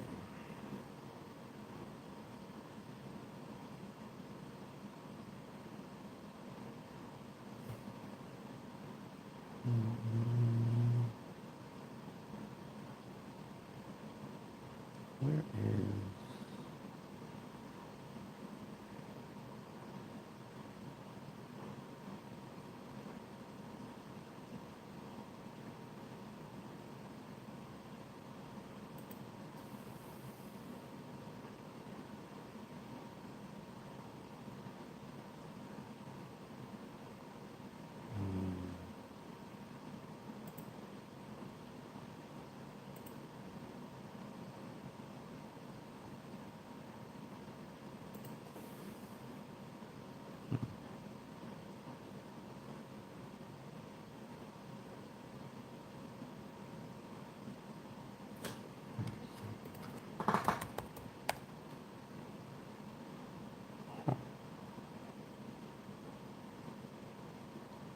I think a lot of this footage is on my phone, unfortunately.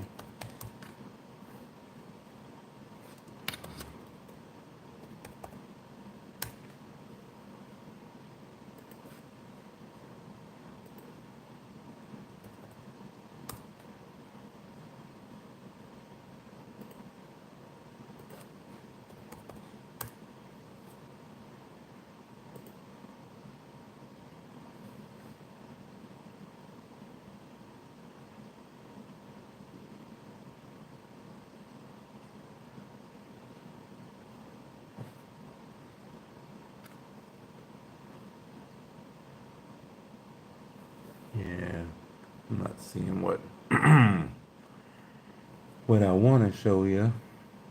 I'm gonna have to create a file specifically for this, so that I just go to that file and grab all the videos out of it. Oh,